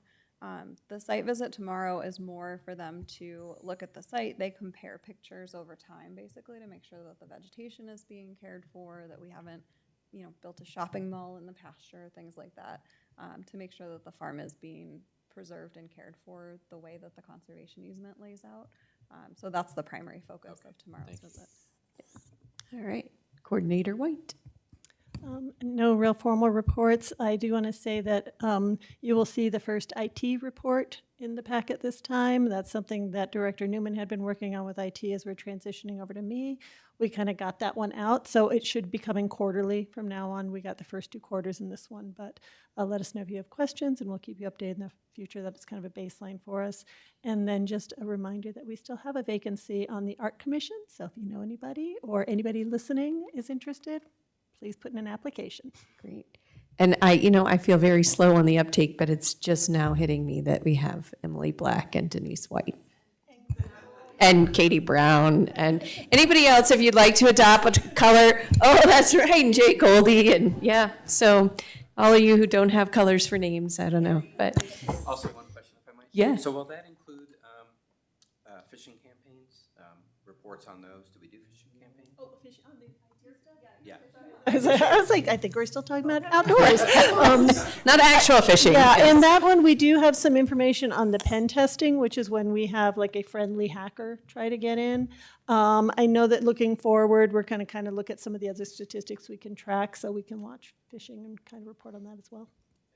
All right, Commander. I just have one thing, probably not of too much importance to anybody up here, but it's about the bears that have been in the city. What? Bears? So I know, crazy. First experience for me, let me tell you. So the last couple of weeks, yes, we've been receiving probably daily calls about bears, primarily at night, getting into trash cans, things like that. From all accounts that we were aware of, we were tracking kind of 2 that have been within the city. We've been in contact, communications with Colorado Parks and Wildlife several times, asking them things that we can do, kind of like what you mentioned. Taking your trash cans, don't leave your pets outside at night by themselves. Don't approach them, obviously. So we've been putting that information out, sharing it with the residents. I will tell you, this last Sunday during the day, a resident on Franklin actually came out and found a bear sleeping in the tree in their backyard. So they called us. We called Department of Wildlife out, and they actually responded out. They tranquilized it, and they relocated that bear To Greenwood Village. to not Cherry Hills, which was good enough for us. So we are still aware that there's still at least one more in the area because we received calls last night on it also. We have, through our camera systems, pictures of both of the bears. The one that still remains is much smaller, so that's encouraging, but it is still there. So far, it's not portrayed any aggressive behavior to anybody, towards anybody. We haven't had any issues with animals or anything like that. So at this point, you know, we are being directed, kind of just try and scare it away. Hazing. They call it hazing. Hazing it, scare it away, be loud noises. But Department of Wildlife, their position is there's so many in the Denver metro area right now, they can't respond to them all. So unless it is being aggressive, attacking pets, or In a tree. I'm sorry? In a tree. Or in a tree. Or otherwise, in other words, maybe or they can find it. It's really what they're saying is we don't have time to go and look for it. So unless it's being aggressive, or it's sleeping somewhere and we can find it immediately, that's what they're saying is we don't have time to Exactly. look for it. Yep. But if If it's being aggressive or if it's sleeping in a tree during the day when they are working, they will be more Not likely during to lunch respond hour. out. And, Okay. yeah. But it's going to be difficult for them to gather up as many people that they would need to do something like that in the evening hours if Yeah. it's not for a safety reason. Okay. Okay. I'm just curious how they got it out of the tree once they tranquilized it. I think It fell. I think it came down on its own. Really? That's such a nice way to say it fell. It came down on its own accord. It was sleeping. Do we have, since there are 2, are they concentrated, was one concentrated sort of in one area and another? And do we have any idea whether, like, which one we got? Is it the one that, has been? I don't over know on- if they're staying in their kind of respective areas. We were getting primarily calls on the west side and then also just north of here. Yeah, like you guys. Right up here. Okay. So the one on So the which one west did si- you catch? The one on the west side was the one that was taking a nap. Okay. That was Sunday. So Sunday, Okay. probably around noon time, I think, is when they were out. And where was the tree? South Franklin. South Franklin. Okay, so yeah, over there. Okay. So you guys are probably still there. Okay. So And if you're there feeling was- up to it, and you want to go out at night and Yeah. try and wrangle it. Give us a call. Yeah. And He's been running around the canal because where he's down in Centennial, and I Yeah. thought it might have been a mother and not a cub, but starting to grow because one was clearly smaller than the other one. I mean, and this is now 2 weeks ago at across the street at Two Vista, which is right across the street from me. It was a much smaller bear than the one that later that day came strolling down the street. so they were both there. So they were Okay. both there, and one was clearly bigger, and the other one's was little. I mean, and he was skittish. He was, Oh, and on Monday, Cherry Creek High School and Campus Middle School, Bellevue Elementary were all on secure perimeter because of bear sighting in the area. A bear showed up at the CSU drop your student off day. Oh, I mean, he just wants to go to school. Come on. Yeah, that's right. Yeah. and Hopefully they don't receive any type I of said it at complaints. dinner that my husband made, the bad joke that the mascot got out because Cherry Creek High School is the Bruins. Yes, that's right. So, just, And last thing I'll say, sorry to interrupt, is regardless of what Parks and Wildlife says, if anybody sees a bear in the city, feel free to give us a call. We'll go out there and we'll make sure that it's behaving and trying to scare it away. all right. Yes. All right. But technically, though, you're not authorized to do anything, right? I mean, they're protected, right? I mean, you can't actually do anything. We Can are you? not taking the position of doing anything, and quite honestly, the few times that we have gone out and our officers have seen it, as soon as we drive into the area, they're running off. Right. But I They mean, know, they recognize the car. but I mean, you're not, I mean, and you don't even have the equipment, but I mean, if you had the equipment, would you be authorized to trap the bear? We are not in the business of And I trying. don't think you're allowed to shoot it. I think, It depends on the circumstances. I mean, Right. obviously, if it's being If it's being aggressive, to somebody, yeah. we're going to take different measures than if we Right. pull up and it's just eating out of the trash can. right. Yeah, okay. All right. Director Goldie. I have no report. I can't compete with the Bears. All right. City Clerk, your busy time of year. Just a reminder that nomination petitions are due next Monday, the 24th. Thank you. At 4:30, no later. And the doors lock at 4:30, so you have to get them in before that. Director Newman. Got an email. No report. City Attorney. No report, thank you. And City Manager. There is still meetings occurring regarding the CDOT process for the Franklin Bellevue intersection. As council may or may not have heard, there have been a couple of accidents there, one on the Cherry Hills Village side, one on the Greenwood Village side. No injuries to report that we know of. We are still moving forward, though, with that process, and I have been talking with some council members individually about where we're at with that, and we will continue. It's a pretty aggressive schedule still, so stay tuned. We'll be in contact. The only other thing I have is next council meeting on September 1st. For the first time since I've been city manager, I will miss a city council meeting. So you will be. So we're having a party. Yes, Just that's right. While the cat's away. Deputy City Manager Goldie is also absent that day, so. So it's a really big party. Yeah, that's right. Community Development Director Workman will be the DJ, as he will be heading up staff efforts. Because he doesn't have enough on his plate. You got to add that. All right. Well, if there's nothing else, I do take then requests. we will stand adjourned at 8:08 p.m. Thank you all.